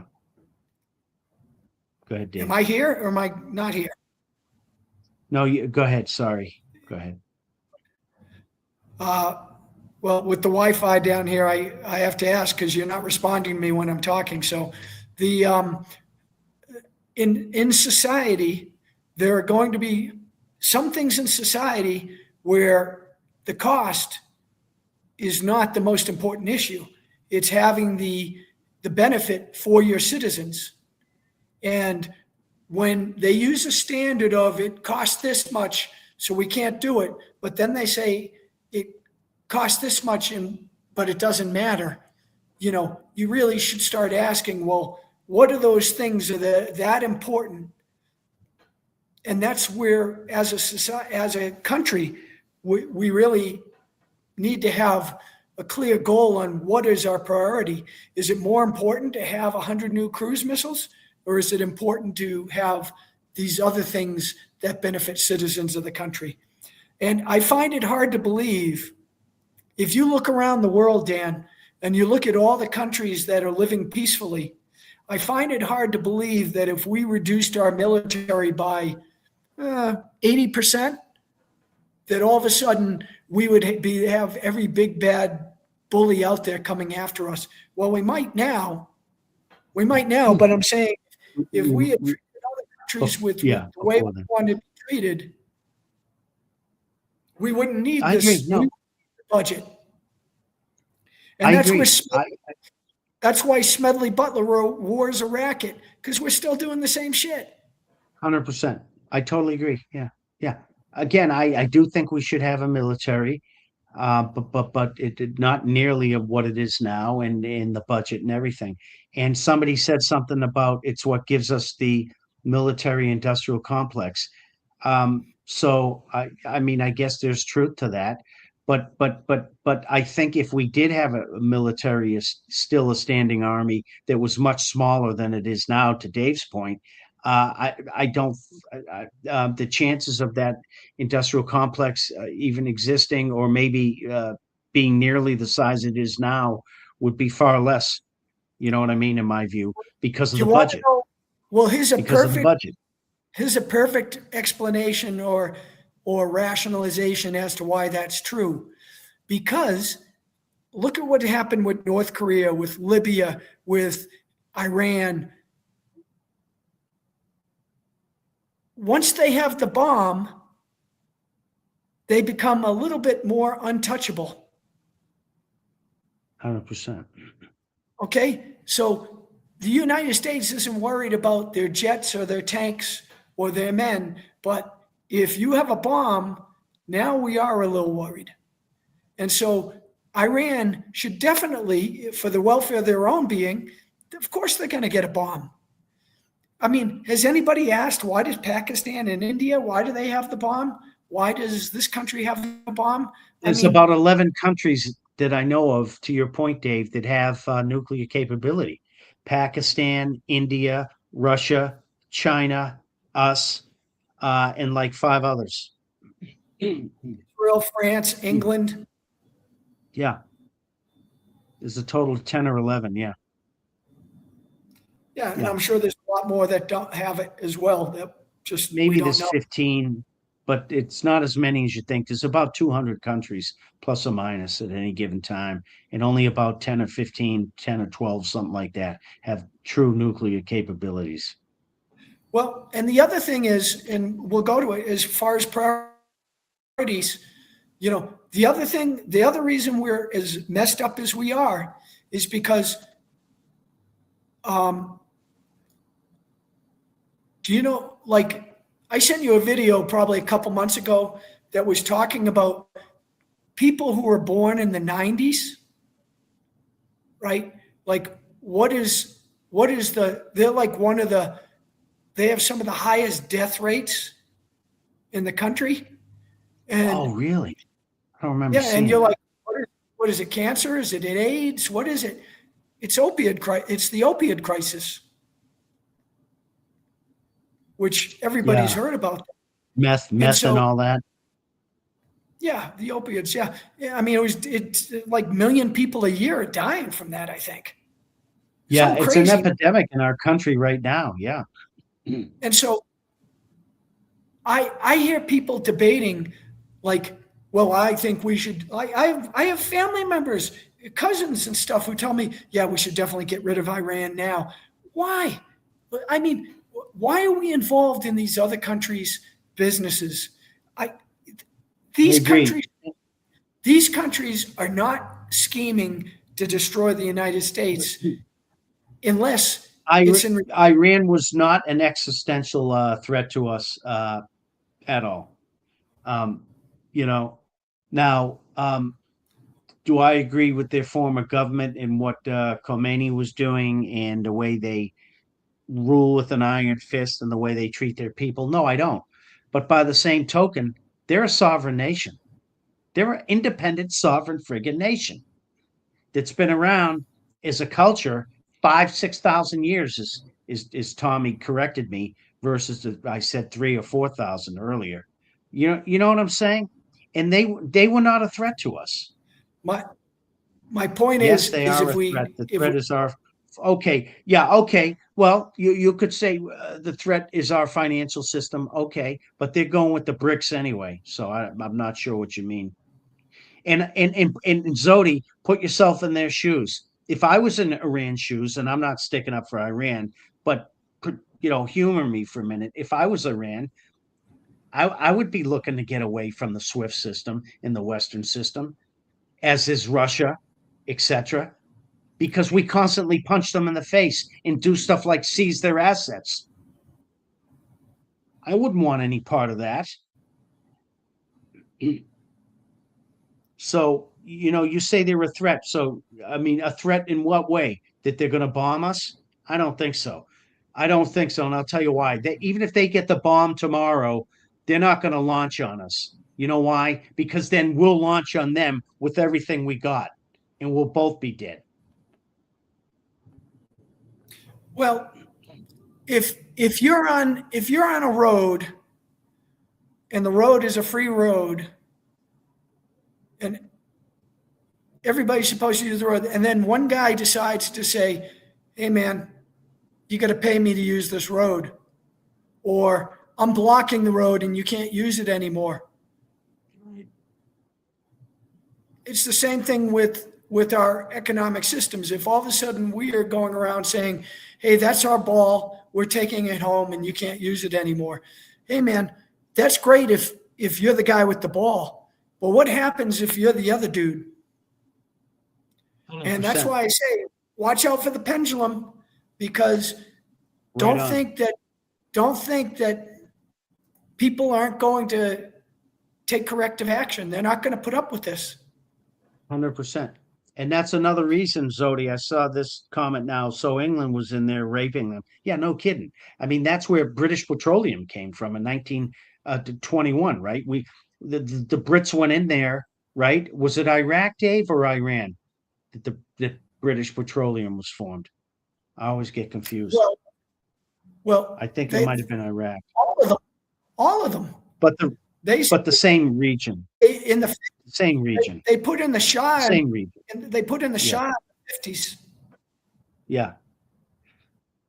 Point is, the West, okay, guys, look, if you really want to be truthful, the West, including us, I hate to say it, we're colonialists, right? Including the Frenchies, the British. We go around, we flex our muscle, and we beat the shit out of people. I mean, what do you think the British did to the Indians? India. They're responsible for over 100 million deaths in India. Dan, what did I tell you? That's what we do. We go around. What did I tell you Father Roberto said is the important thing after committing a sin and then going to confession? Do you remember? No. Okay, well, you should, because it's critical. Number one, you did it. You did it. Right. Okay? You went to confession, you're forgiven the sin, and you're not going to be that person anymore. You've changed your life. The problem is we're like Donald Trump. We're never going to admit that anything's wrong. It's like slavery, right? Do we have slavery anymore? But we used to. And that's why I said it an hour ago, maybe. We're going to have to say no more. It's not acceptable. This is not okay. And the reason our country doesn't do it is because if our country didn't play on an unlevel playing field, we would lose. The system's rigged in our benefit. Yeah. The pain that would come to this country like tomorrow, and I'm talking, it would be like flipping a switch. It would be that fast. If all of a sudden we had to compete with the rest of the world on a level playing field, we couldn't compete. like those stories I told you about competing with the Chinese. And like you always talk about, people who own these houses worth $1 million today, who think that they're geniuses, how they made these great investments. They got lucky. They were born at the right time.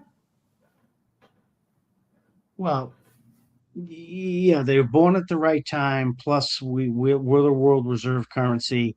We won World War II. Bretton Woods put us in the position for the world reserve currency.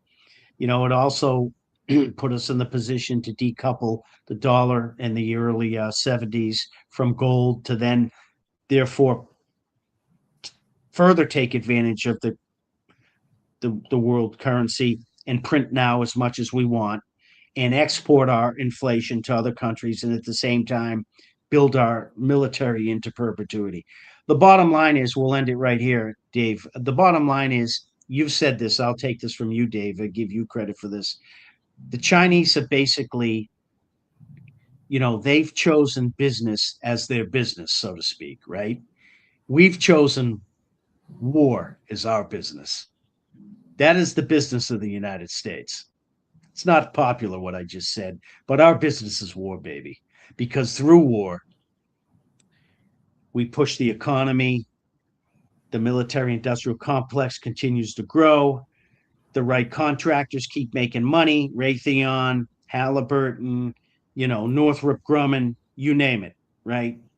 The whole Washington, D.C. belt, which I have a little experience with, is all predicated and built on that with the GSA contracts, right? Hence, you buy $1,000 toilet seats, right? It's Dan. That rooster's going to come home the nest someday, boys, and it's going to be sooner than you think. The 650-pound guy will become the 750-pound guy, and then he'll become the 850-pound guy, and he'll keep going. He likes the military. He said, but you like the military. What does that mean? I mean, I like it in the sense that I live in the real world, that there's bullies and there's bad guys, right? You got to be able to protect yourself in a basic sense. Don't you guys agree? Same thing at a personal level, right? Every man should know basic self-defense. I told my son that. Every man should know basic self-defense. Not that you're looking for it. You never look for it. You avoid it if you can. But if you have to drop the hammer and defend yourself and defend your loved ones, then you do it. You don't want to. And if I got to break somebody's nose, I'll break their nose. Yeah, and as great as our military is, it still is woefully inadequate. If somebody wanted to take on the United States and hurt the United States, it's like Sun Tzu would say. Yeah. They're not going to go aircraft carrier against aircraft carrier, man. I wouldn't go toe-to-toe against the U.S. I know exactly how I would do it. It wouldn't be toe-to-toe. Just like during the Revolutionary War, when our militia was up against the British regulars, we didn't go toe for toe. We stopped. I mean, we did some of the bullshit lining up in the fields and volleying back and forth and got ripped to pieces. But who do you think invented guerrilla warfare, guys? Us. If you were in a battle with an enemy, how many 300 million airplanes would you trade for a $10,000 drone? Before you're like, maybe we shouldn't do that anymore. Yeah, I mean, Iran's doing it now. Aren't they using $3,000 drones or something, 5,000? And we're using $1 million missiles to shoot the drone, a $5,000 drone down. Well, how many billion-dollar aircraft carriers are sitting very far away? And oh, by the way, an aircraft carrier, the way I see it these days, especially, is more show than anything than go. What do I mean by that? A fucking ICBM takes out the aircraft carrier. Bye. No, it's like the battleship used to be. It was good, like you said, for show, but for the time, it's just to flex a muscle. When you took on an enemy who had no defense, it was perfect. You could roll right up to their shore, send in some aircraft. Right. But you don't even need an ICBM per se or whatever, like a crazy nuke. A friggin' tactical nuke can take out a whole carrier. with the 144 planes on it Well, and the 3 listen, helicopters or whatever with they a have. couple problems, Ukraine, you remember this like a year or two ago, they disabled several ships of the Russian Navy in uh, Crimea using drones. Then they took go. out part of their bridges. Yeah. Yeah. But I've been Yeah. saying this all along where, like this 700-pound fat guy, I mean, nobody willingly in our world, I mean, think about it. When do people actually start realizing they need to change? When what they're doing no longer works. Dan, when are you finally going to, whatever you have been thinking about that you need to do, when are you actually going to finally do it? When you have no other choice but actually having to do it. That's human nature. And unfortunately, we have allowed our political system to get to the point where they're never going to do anything. Never going to do anything. They're just going to come up with reasons to keep raising the bills, taxes, money. Kick the can down the road. Kick the can down the road. And as long as the facade can continue, they'll tell you, like these numbers I was reading at the beginning. They'll give you fake statistics. And as long as in our country, as Trump has shown, the only thing Trump cares about is the stock market. As long as that's humming. Yeah, I know. Yeah. And what is it? Most Americans aren't even involved in the stock market, correct? What's it, like 25% or something? Let me. Yeah. I mean, Main Street and the stock market are so disconnected. That's another thing these knuckleheads don't understand. Oh, the stock market's humming along. Yeah, it's great for Wall Street. And 62%. Are involved in the stock market? Well, that's what the internet says. Okay, Says all right. 58% of U.S. households report having a 401k. I was going to say through a retirement plan. But 62% of U.S. adults report owning stocks. Okay, all right. Half. Which is a very high number. That's pretty high. All right, I stand corrected. Well, it comes to people eventually do what, I mean, when you're going to Thanksgiving dinner year after year and relatives are like, yeah, I made 10 grand on this trade. Yeah, I made 5,000 on Bitcoin. Yeah. People are going to be like, I guess I got to do it. Yeah. What don't you believe, Tommy boy? The 62% are involved in the stock market. I mean, most Americans are friggin' broke. They can't cough up 500 or $1,000 for an emergency. How are they involved in the stock market? Yeah, listen, on that drive last year when I drove from Florida up to Massachusetts, I can't cough up $300. Wait a minute, let me look at my investments. No, I drove on secondary roads through rural areas, and it's amazing how many dead time. I don't know. Get in your cars, go outside. Let me ask you this, Dave. It's amazing how many all these dead towns you saw. Dead. Do you think of all these dead towns you saw that 58% of the people have stock market investments? They can't even spell stock market. No, that's my point. They don't even know what the stock market is.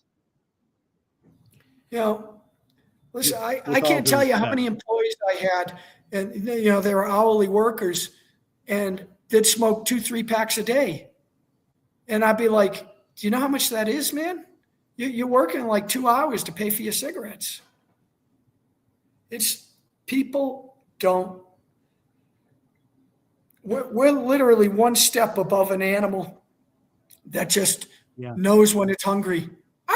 Tommy Boy said most people can't afford a new transmission. I believe that. What's a new transmission? $3K. Zodi just said, so you believe those numbers about $500? I don't know. I mean, I've heard it so many times. I mean, it's either totally erroneous and false or it has some merit. I do know a lot of Americans are broke. I mean, we know that, right? That's just common sense, is it not? Well, the two guys we're talking to, they live on the coasts. The coasts are much richer than the interior of the country. 100%. So go to Kansas City. Go to Omaha, Nebraska. You make a good point, Dave. The bulk of the wealth is on the coast, the East Coast and the West Coast, literally on the coast. You're right. And then when you go in, once you start going inland, it's all downhill. It's poor. Yeah, very poor. I mean, Dan, I've told you stories where I've driven back roads. I don't drive. I was maybe 15 years ago, 10 years ago, 15, what the time flies. I drove back roads all the way down to the Keys. I think it was the Keys, Miami, past Miami, I think. But I drove on the back roads through Florida. And never forget, I forgot to get gas in the rental car. And like the red light is on and it's a rental. So I don't know, does the red light mean you have 1 gallon or does it mean you have 2 gallons or does it mean you have like nothing? And I'm driving soon. And I pull into this gas station. Number one, with the area I was driving through, I thought it was in like Havana, Cuba. It was like tropical like that. And every place was run. You're in Florida. I mean, there's a lot of rundown, destroyed places in Florida. And I pull into this gas station and and I'm about to get out of the car. And these 3 guys come out from the bushes and from behind tires and they got machetes in their hands. Literally. And I was like, see ya. And I was like, God, please don't run out of gas. If I ran out of gas right then and there, you would not be talking to me probably, I guess. Maybe they're just going to pump my gas for me. I don't know. I didn't stay around to ask.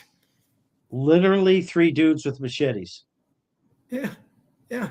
Oh my God. So that's why whenever when I had my own car, when I was driving across country, when I drive anywhere, I always would have a container of gas. I always have a container of gas and I always have a compressor. I can't tell you how many times that has saved my bacon.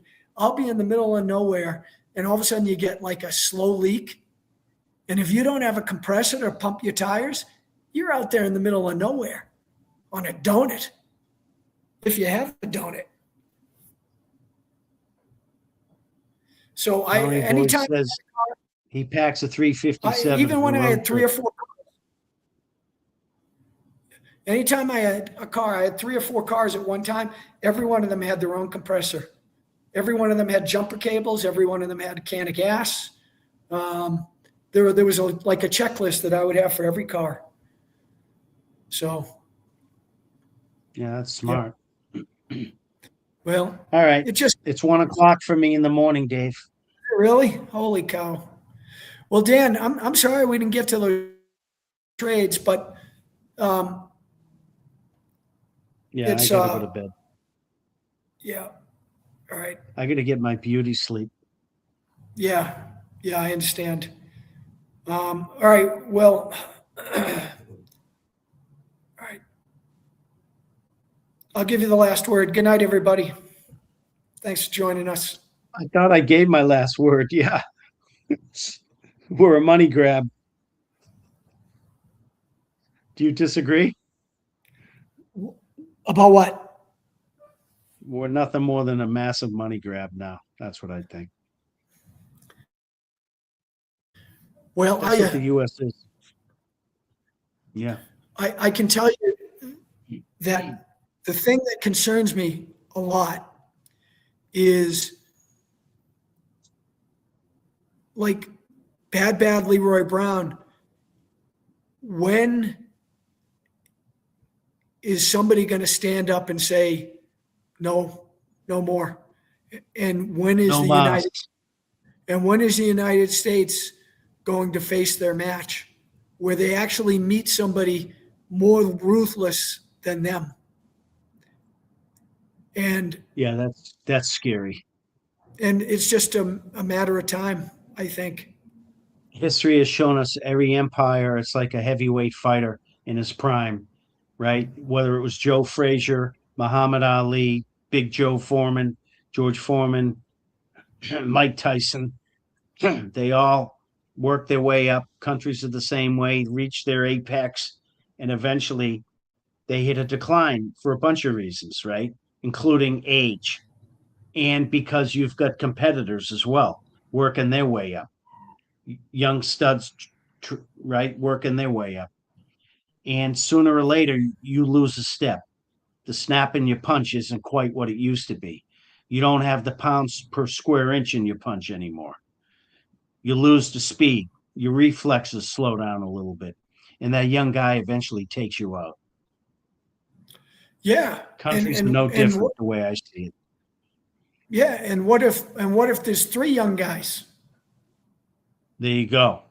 Now it's even worse. Well, I was talking Queensberry's rules, Dave.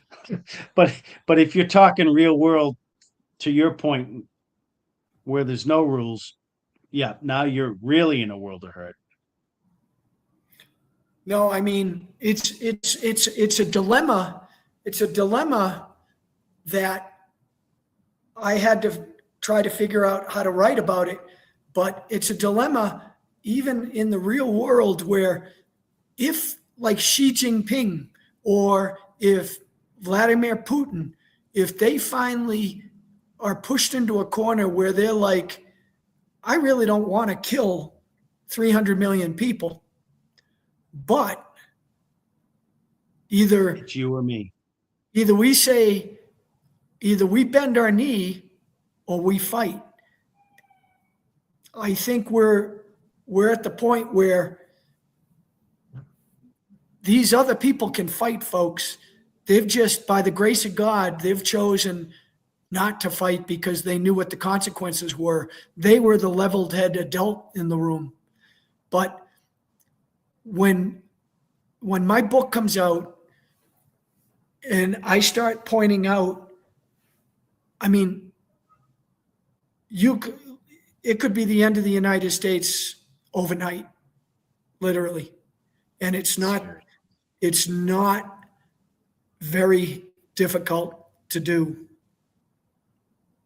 We could talk about that in another video because I know what some of those ways are, and you probably even know more so through your research, I'm sure. Yeah, we'll wait till I finish the book. I'm hopefully almost done. Okay, perfect. We'll do a grand launch. Dan, right. And listen, I'll try to draw something up on but it's the one thing that you can do is it's based on some of the trades I've reviewed with you privately. So Gotcha. So okay. Okay. But you have excellent charting skills, and I think that we can analyze some charts and identify. Yeah, let's do that. Let's do that. But for now, it's the claw. No. Good night, all. Thanks. Good night. Thanks, everybody. Good night.